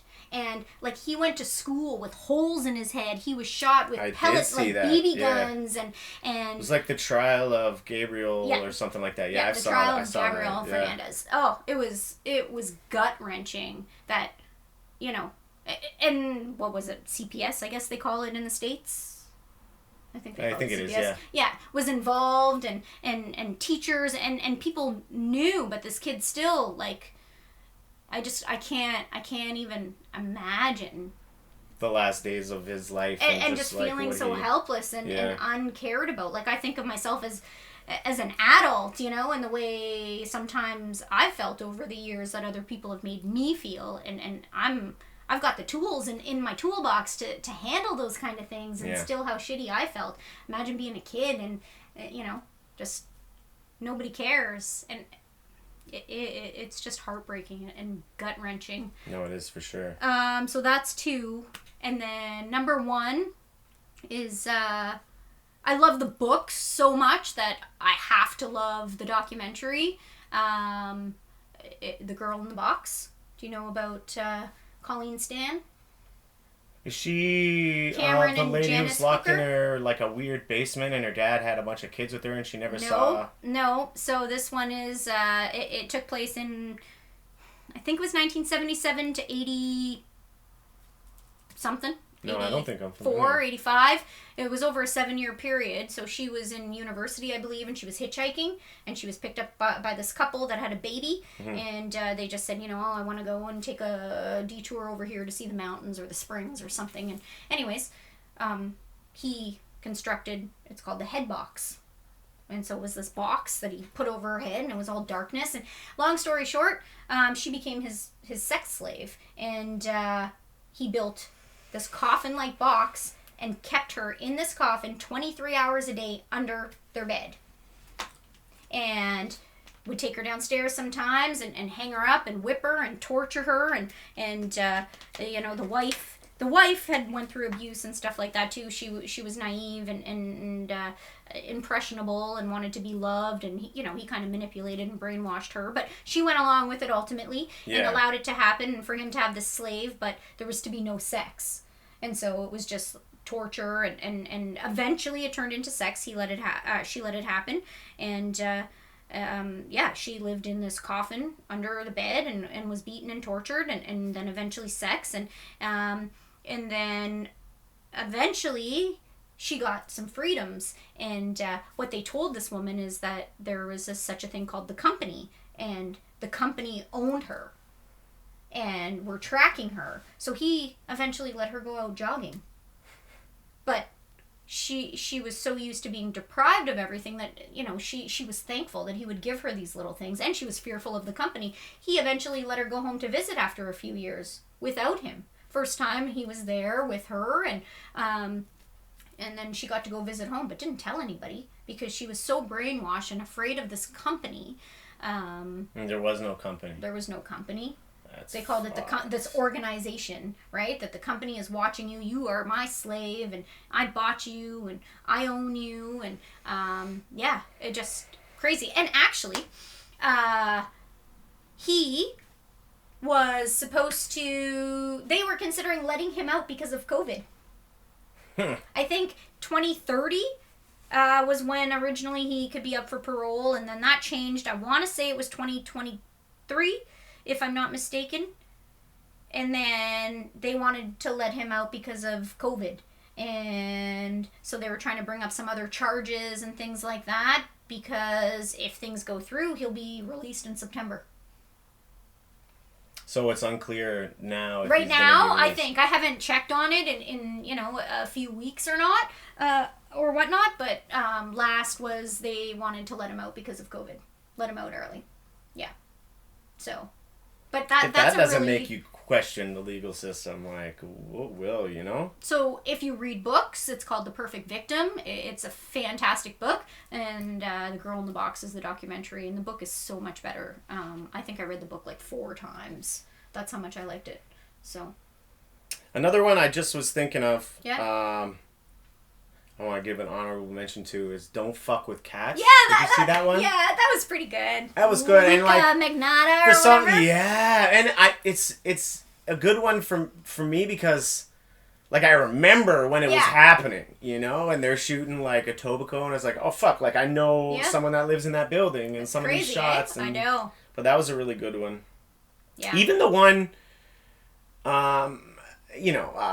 some of them I just am kind of like, oh, it's new, I'll check it out. And I knew this story. It was like the college admissions scandal. Oh, yeah. Do you know that one with all like the celebrities? Yeah. And like I didn't think it'd be as good as it was because like all the stuff I was like, oh yeah, for sure that goes on. Mm-hmm. Like none of it was really surprising, but so I was still like, I was still somewhat engaged. I don't know.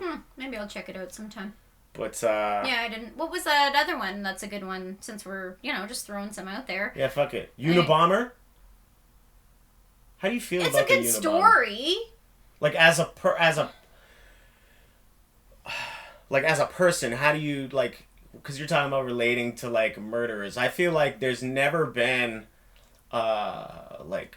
I guess he is a murderer. It's considered that I related to more than the Unabomber. Oh, yeah? Like, just like, I don't want anybody to get the wrong idea, but like, when you listen to his manifesto, or you read it, or however you're taking it in, like, fuck. Like, pretty nail on the head stuff. Yeah. Yeah, and for sure. He absolutely wasn't so as crazy as a lot of these other people, He reminds me of, like, a real-life Joker. That's what he reminds me of. Yeah, that's a good comparison. Like, just went the wrong way about it, you know? Yep. What about, and I can't believe I didn't stick this in the top there, what about the Ken and Barbie Killers? You know who that is? Ken and Barbie Killers. Was that From right around here, brother.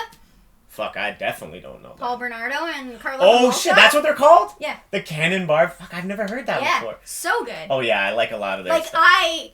Not crazy, just a little crazy. I actually, at one point, like, really wanted to go to the prison that Paul Bernardo was in and talk to him and just say, like, what happened to you? Like, nice family, nice this and that, and you have this, and what the hell, what the hell? Carla is someone I'd like to fucking really talk with, because that's like even... Yeah, your sister, man. Like, that, yeah. Like, what are you doing? I mean, the whole thing is just messed up. And I remember being in, like, middle school, and I had a friend who was, like, reading a book, because they were, like, a nerd before nerds were cool. Mm-hmm.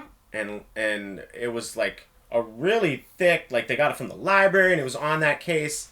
And, like, I wasn't reading it, but I remember them showing me, like, crime scene photos from the book. And so from, like, a young age, I just had, like, a really, I don't know, fucking Ken and weird, Barbie. Twisted feeling when it comes to those two. I think there's a couple of them. None of them are really awesome. The book, though. I believe it's called Lethal Marriage is the one I have at home. And that one, about their story. And that's a good read, for sure. So your favorite actor is Denzel Washington. Yeah.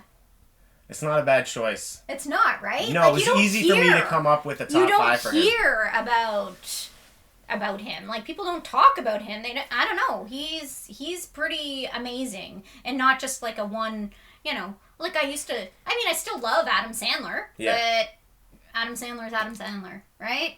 So yeah, he's not making as many hits as he used to. Well, they're few and far between, but I like some of them. Now they're all You don't think they're as good? No, yeah. They're not. Maybe I'm getting older. I don't know. But Denzel is so diversified, And you could literally pick almost any movie he's made and say it's great. What's your top 5 Denzel movies? You want me to go first? You could think about it? No, I don't think I have to. Geez, if I've got to give the top ones, so American Gangster has to be in there for sure.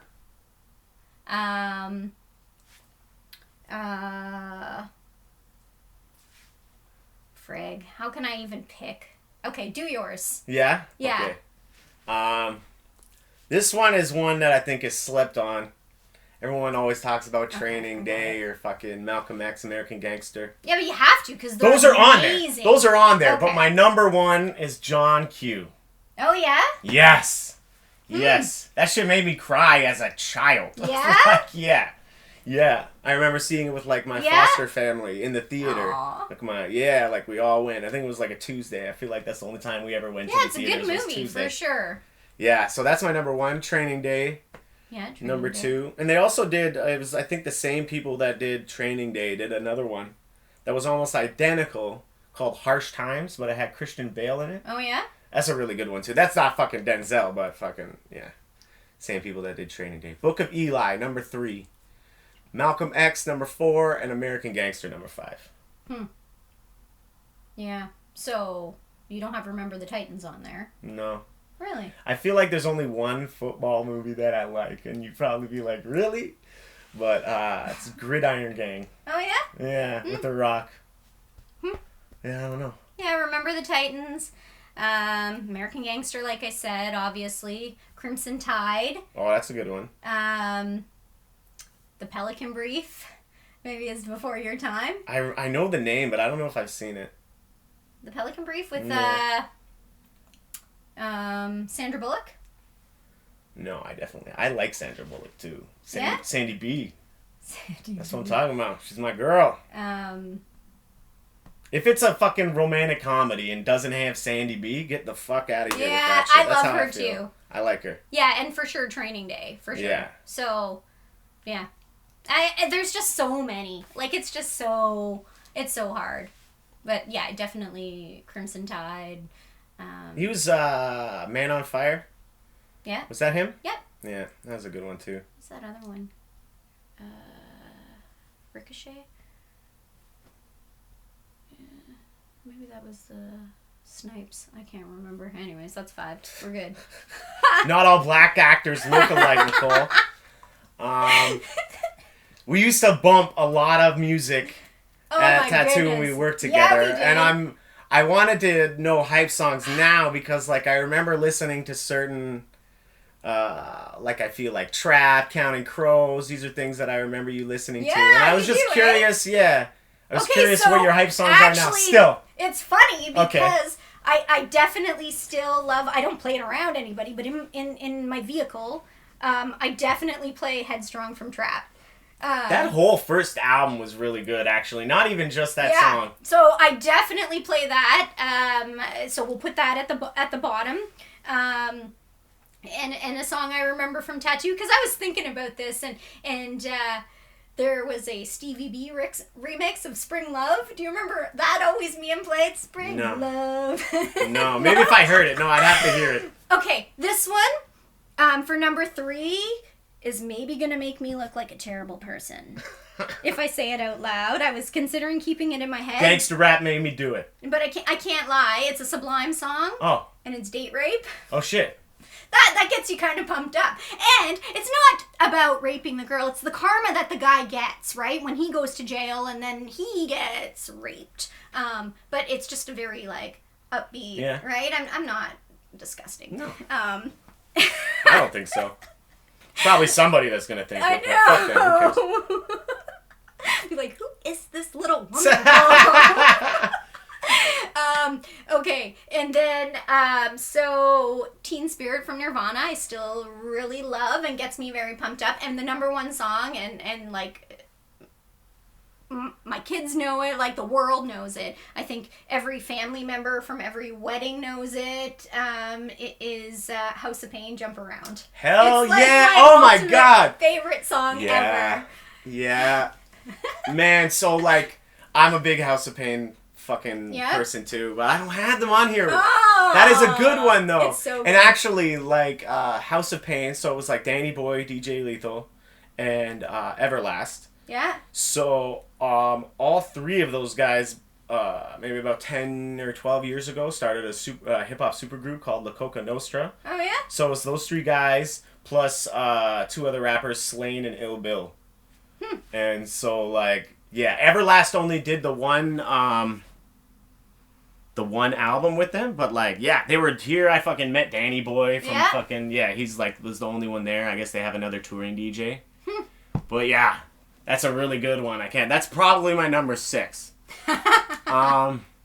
Number 1, we definitely have different kind of lists. Yeah, but, I getcha. Number 1 is fucking, I don't care.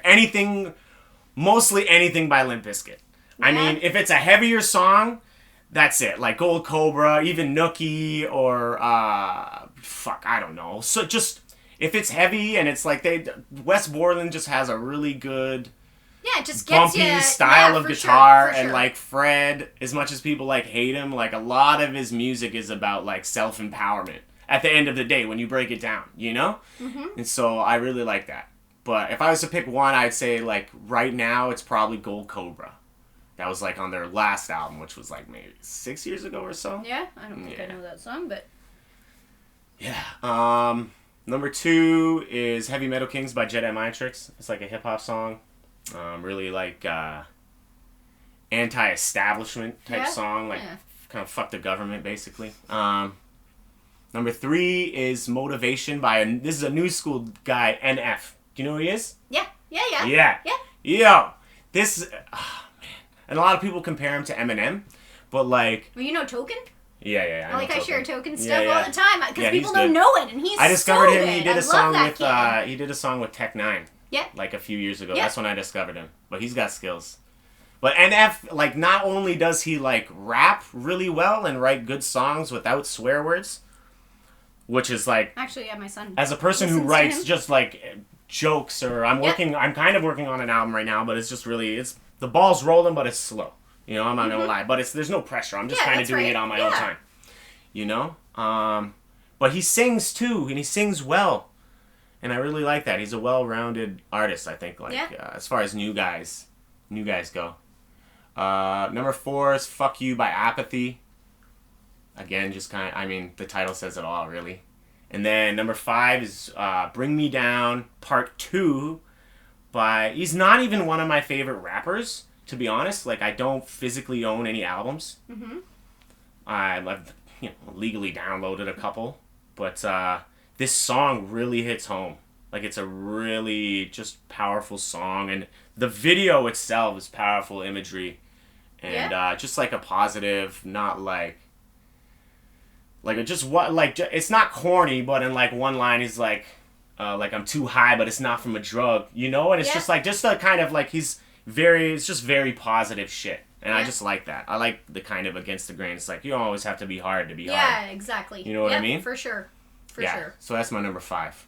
Cool. Superheroes. I always ask every guest this. I know it wasn't your favorite. I'll go first really quick. I'm sure I've done them a million times. Yeah, and you said I could be loose and use different, right? Yeah, for sure. Cause... Superhero is a loose term. You could even say that guy who fucking showed you Star Wars.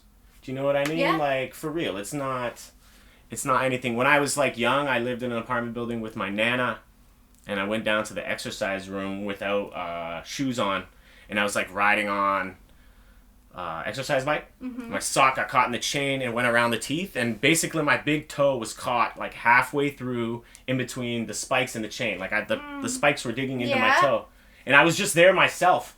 And then like out of nowhere, this fucking dude who lived in the apartment building, like jacked, you know? Yeah. He came and he fucking like broke the chain and he carried me up to my apartment. I was like in grade 1 or 2.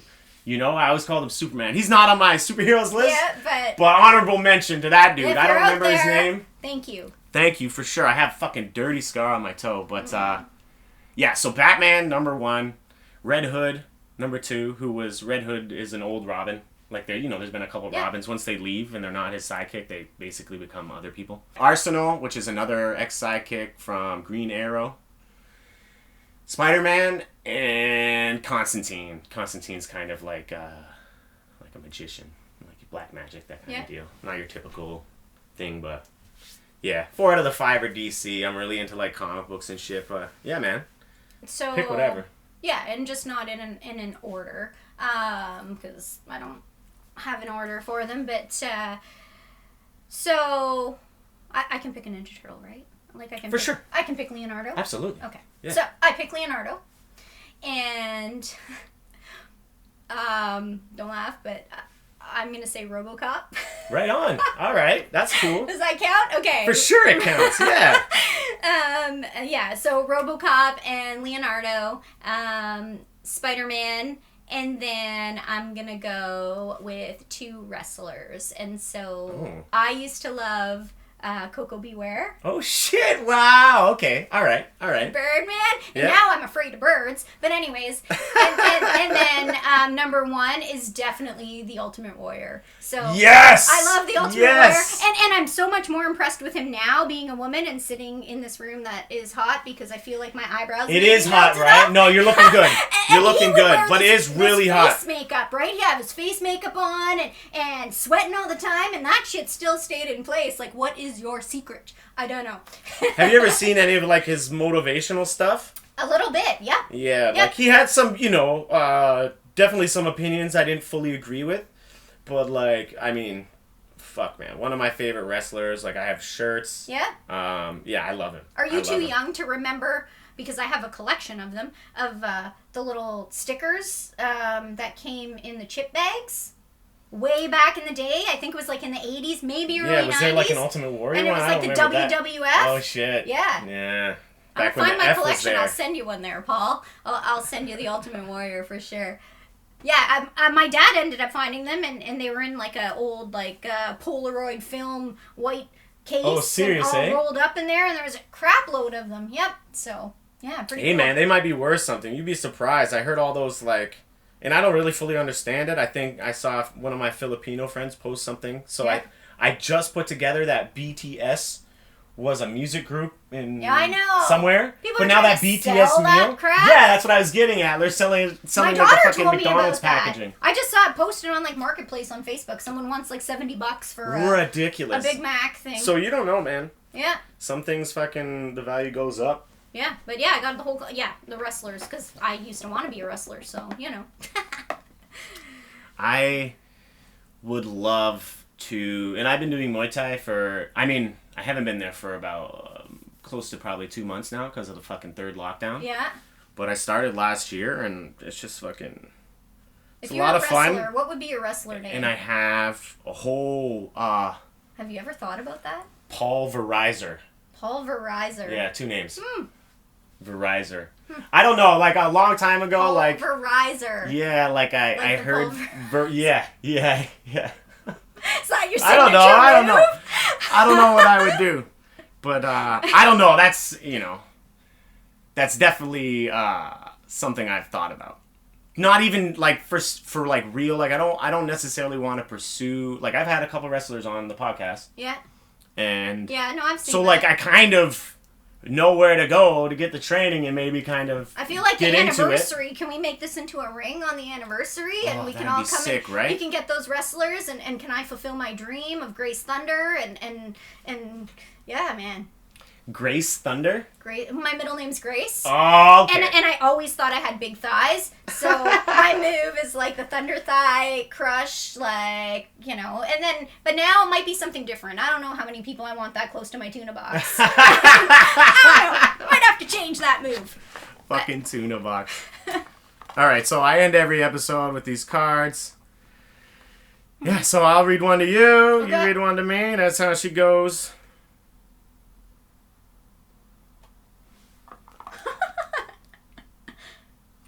Have you ever had sex with a random person while traveling? No. No. No. No. All right. That's weak. I'm not asking you that. I mean, you wouldn't, because you're a good person. Would you sell out your family and friends for fame? Oh, I'd sell out my Well, it's like, what's family? Right? This is the thing. Like I live here with my girlfriend. We have a dog and a cat. Is that my family? Yeah, man. Yeah. So, okay. So if we're talking that, absolutely not. Yeah, I would never sell out my friends for anything. But like, if we're talking blood family, I legit have zero attachment to them. Like, I don't even like my last name being Goneau because it just attaches me to just a bunch of shit. And it's weird. Like, I don't know if that someone's gonna. Yeah, I briefly was in contact with my brother, and like his whole thing was like, oh yeah, like mom can't know, like he's disabled, so he's like in a, what was that, cat hair, fucking fluff. How long was that there? God damn it! Just now. All right, because I'm wearing new socks. Yeah, like the new sock mom fluff. mode. God damn it! You end up lick your finger first, fucking. No. I was recently told that you gotta say goddamn. You can't say the GD. Oh, okay. It's like the Lord's name. All right. And you gotta say goddamn. But yeah, my brother, he was, trying to get in touch with me for a while, and like my mom is completely like, just against it. Okay. She's anti me, and she was just basically saying like, like you can't get in contact with your brother, and it has to do with like the last couple times we've seen each other, and like, or the last time we saw each other, and then the last time we spoke. So like, I don't know, maybe whenever I was in culinary school, I did culinary school about, let's say like 8 years ago, somewhere around there, and like after my first year was over, I kind of was thinking about my mom, and I just fucking looked her up on Facebook. I found her, and so I sent her a message. I was like, hey, it's just your son over here, doing good in college, did it all without you, blah, blah, blah, this kind of shit. And then, would have thought you would have sent out a message or tried to see how I was doing, that kind of stuff.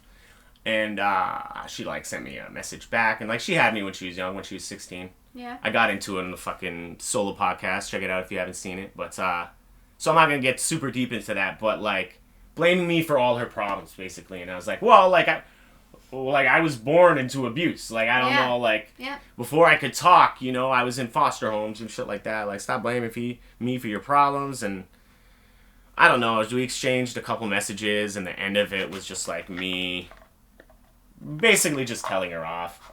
Being I can't wait till you die. Blah, blah, blah. Just really stupid, maybe not stupid stuff, but really blunt stuff. Fucking, as a mom, you probably wouldn't want to hear, but, I'm gonna piss on your grave when you die.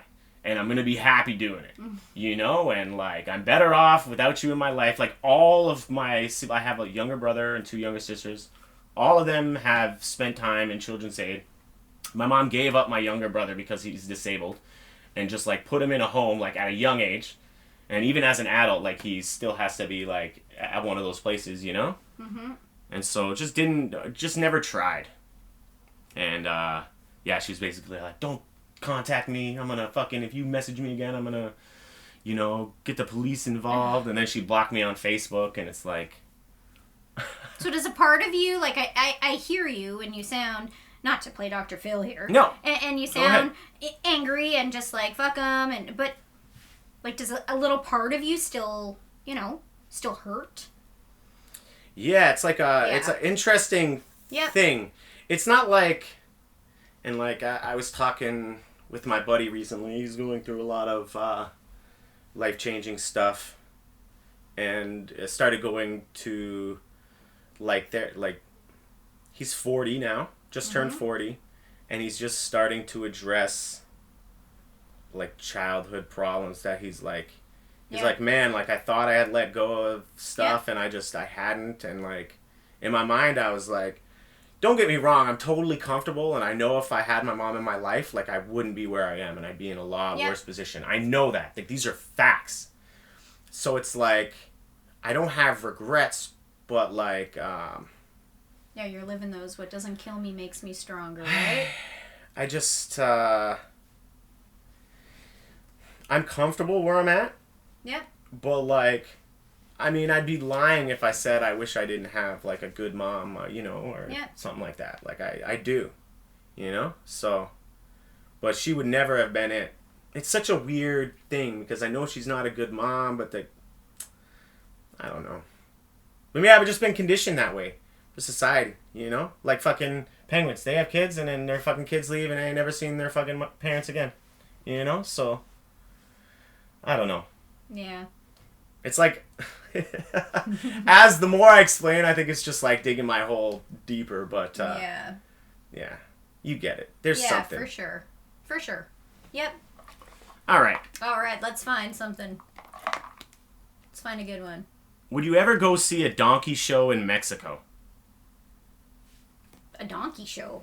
Are you familiar? No, what's a donkey show? Have you ever seen like Clerks 2? No. Okay, fuck. Basically when like a human performs sexual, in Clerks they called it interspecies erotica. I was wondering if this is like some donkey dong. Yeah, it's like gross shit. Let's go, explain.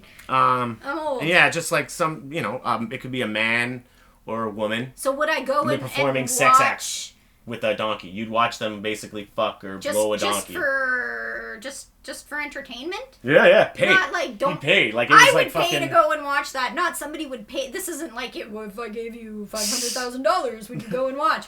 Yeah, I think. Well, what if it was free? Is the payment the thing that's the deciding factor? No. No. Well, if someone was giving me fucking $20, I'd go for sure. Well, no, but if you're gonna pay me like $500,000 to go and watch someone like lick on a fucking donkey's cock, then yeah. Yeah, I mean, at one point in my life, I've definitely seen like. But other I than clicked that, on like. That doesn't. A lady and a horse. Like, what's this all about? You know, it's not something like I would say most people see on a regular, but I imagine at least you've seen it at least once if you're around my age. Like, no? Did you watch Two Girls, One Cup? Yeah. Yeah, like everyone, you knew what was gonna happen. Yeah. And you still watched it. It's know, like there's this like weird thing. It's I know. I wasn't into it. It didn't turn me on. No. I seen One Guy, One Jar. Have you seen that? No. It's so much worse, Nicole. It's a pickle jar in the anus, and then in it, and at one point it breaks, and this dude is pulling out bloody shards of glass from his fucking asshole, man. Why do you watch that, Paul? I don't know. That's the thing. Is that well known? Do you all know that one? Because I feel like... One Guy, One Jar, for sure. It was like after Two Girls, One Cup. It's got to be the next one. It was around that era, you know? Like, I don't know. Okay, I feel like how you just did that poll for however long about the trilogies. Yeah. This podcast is going to need, like, multiple polls. Then, like... Yeah, I don't think I'd go see a donkey show, though. No. Doesn't seem like something I'd be That's into. not exciting. I'm not going to see no donkey show. What are all these humanitarian ones? Let's find something good. Come on. I feel like I know the answer. Would you pose as a nude model for an art class? What do you think? I feel like you'd go stand out in the middle of the freaking driveway nude just for fun. Yeah, I mean, I would. Yeah. I would. I wouldn't mind. I actually had an idea because, like, you know, this comedy thing and, like, obviously it's far in the future. Mm-hmm. But, like, if I ever decided to, like, release a comedy album, I thought about doing, like, something where I was, like, I have a couple ideas, actually, for the cover. Yeah. So one is, like, standing at the end of the driveway, like, naked, like, picking up a newspaper, like, maybe scratching my ass or something. And then the other one... you're, like, bent over picking up the newspaper? It could be whatever. There'd be a bunch to choose from. I don't know. Like, we get, like, when I think of it, I don't think about bending down. I just think about standing up, maybe my legs twisted a little way, scratching my ass. Like, I don't want to see, like, the leftover shards of the pickle jar. Oh, my God. That was... Just kidding. Okay. I could never do that, man. Well, I can never fantastic. do that. I feel... when I was, like, young, I had a girlfriend, the first person I ever slept with, who was, like, convinced that, like, I should let her stick her finger. Yo, you fucking remember Sarah? Yeah, Do you remember Sarah? Yeah. She always would try that shit. Yeah. My thing's, I mean, it's pretty tight. You know what I mean? Things stretch, man. Clearly, this pickle jar is like babies come out of, you know? What was I feel like I was getting at something. I fucking forget. Well, yeah. So the second idea, you can tell me one you like more, is some sort of line of urinals. And then I want to have, like, a couple guys standing there like they're taking a piss. And then I would be there with, like, my pants down to my ankles like I was a kid. Mm-hmm. And, like, maybe, like, peeking over at someone else's wiener. No. No? No. No, that's gross? Hard pass. Why? No. So the driveway one's better? Yeah, the driveway's way better. Okay. Yeah. What's... No, I don't know. What? What about it, though? Be honest. Well, it's like... It's just lame? It's pervy, just overdone? Well, kind of. It's kind of... I thought it'd be okay because it was a guy. No, it's kind of weak. Yeah. And... Been done. And also, not that I look at it that way, but, you know, a little boy and grown men and penis and pedophile and it's not the men looking at the little boy, but still, like, maybe one of the dudes is kind of taking a glance at the kid while he's checking out the wiener, or I got you. I see where you're coming from. Yeah, and it's weak. Like, you've seen stuff like that before, along those lines, anyways. And so stick to the driveway as long as it's not a full bend. It's not even. Yeah, no, I'm not trying to show. My girlfriend hasn't even seen my asshole to date. No tunnel vision. I'm trying to avoid that, but let's do one more of these and get out of here. Have you ever taken drugs without knowing what they were? Yep. Yeah. Yep. Yeah, me too. And, yeah, I got lost in the forest, in the bush. Did you ever take anything and then it was something else and you were lied to? Well, does my drink count? And it's just supposed to be my drink. And so this was literally the first time that I remember drinking. And I had an older boyfriend, again, hanging with my cousin that I mentioned. And my girlfriend, Amy, stole her mom's debit card.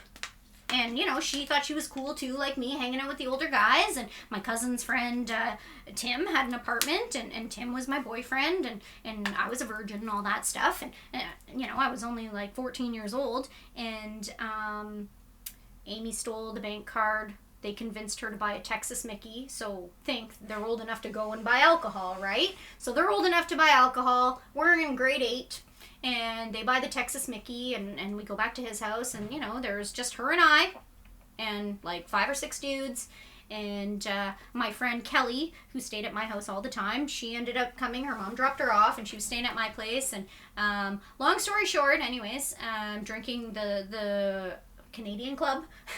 And here you go. And then the last thing I remember is feeling really sick and laying on the couch, and there was a fireplace downstairs, and so I was gonna throw up, and then somebody gave me, like, the pit that you put the ashes in to throw up in, and I puked in it, and I was covered in ashes, and then somebody was carrying me into a bedroom, and then that was the end of that. And then I woke up, no word of a lie. The last thing I remember is 3 full days later, at home, upstairs, with my mom taking care of me. So my mom and my aunt, because my mom didn't drive at the time, came and found us there and threatened the cops, and I know Nikki's in there and all this stuff, and they had to carry me. The guys had to carry me out and put me in the van. because I was done, and that didn't come. Yeah, I didn't drink before, but that did not come from having a glass of whiskey. Yeah. So yeah, so if that counts, because alcohol's a drug. Yeah, I'd say so. What about you? You tried something that you thought was different?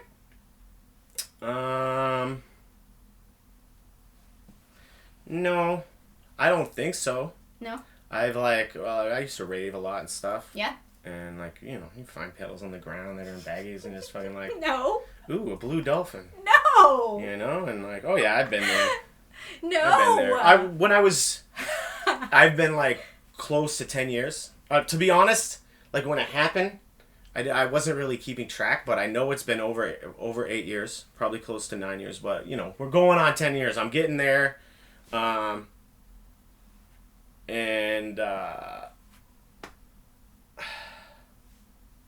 I mean, I always said I wouldn't do crack, heroin, or meth. Mm-hmm.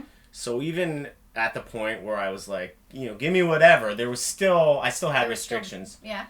Because my mom dabbled in the crack, and I'm trying to have fun. Even in my days, I wasn't trying to fucking ruin my life. It was going down that path, but luckily I got out of it at a young age.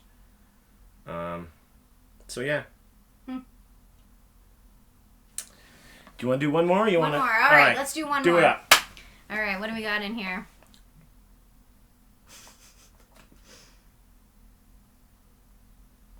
Well, I gotta get a new box. This happens too often. I've gone through them twice to take out the shitty ones, and then every time I'm like, God, this one's still shitty. What was I thinking? Have you ever had sex while someone else was sleeping in the same room? Yep. Yeah.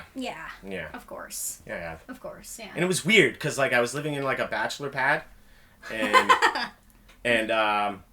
my buddy was over, and the girl that I was with, I think it was her sister or something, and for some reason they got the bed.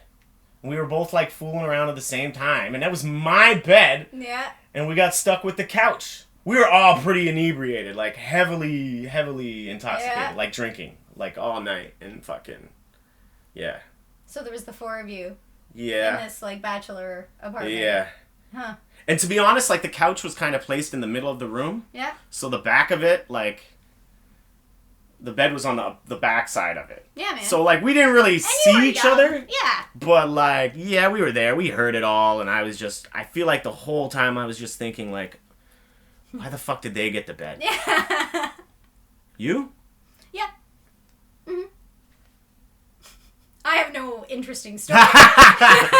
It's been 27, 30 times. Yeah, there was no switch up happening may have been going on in your situation. I did have someone intentionally. I was dating this girl Amanda and her friend Mel. Yeah. I guess she was oh, I heard you can blah, blah, blah, Paul. Why don't you show me what you're working with? All this kind of shit. And, me and my girlfriend were making out, and she just kind of, basically, crawls up this. Really? And was, basically telling us to fuck in front of her, and, it just, I don't know. What was your girlfriend like? I was she was down for it, and I was, the person who was nah. Oh, yeah? I'm good. Yeah. Yeah, maybe I wasn't drunk. Maybe it was the alcohol that was... Maybe you were in love. Maybe you're just a stand-up guy. Oh, no, I wasn't. She was a mess. But, actually, me and her, she had a roommate. They shared, a townhouse. And, she made a lot of noise. And so he'd be hey, if you guys are going to do it, fucking... don't do it here. Or, be quiet or something, right? Legitimately lived in, a townhouse complex, right? No joke. We just walked around on the street and we found a minivan. Yeah. And we went inside a random minivan. No. And we fucked in that minivan. So as much of a mess she was, I still have that minivan. So, yeah, this as fucking... you reach down and pull out a sippy cup. For sure, right? Who owns a minivan and doesn't have kids? You know what I mean? An old French fry that's 8 years old, but still perfectly edible. It was something else. But anywho, I guess we'll get out of here. All right. You can tell these people where to get at you if you want, or if not, it's all good. I don't really. I'm old and a mom and kids, so I don't really do anything. You're holding up well, Nicole. On Facebook maybe, but that's it. You're holding up well. Thanks, man. This podcast is brought to you by Neon Light District. Hit them up. Use code PillowTalk to save 10%. And by The Great North Apparel. Hit them up. Use code PillowTalk to save 30%. Thank you guys for sticking around, and we'll see you in 2 weeks. Peace the fuck out. Bye.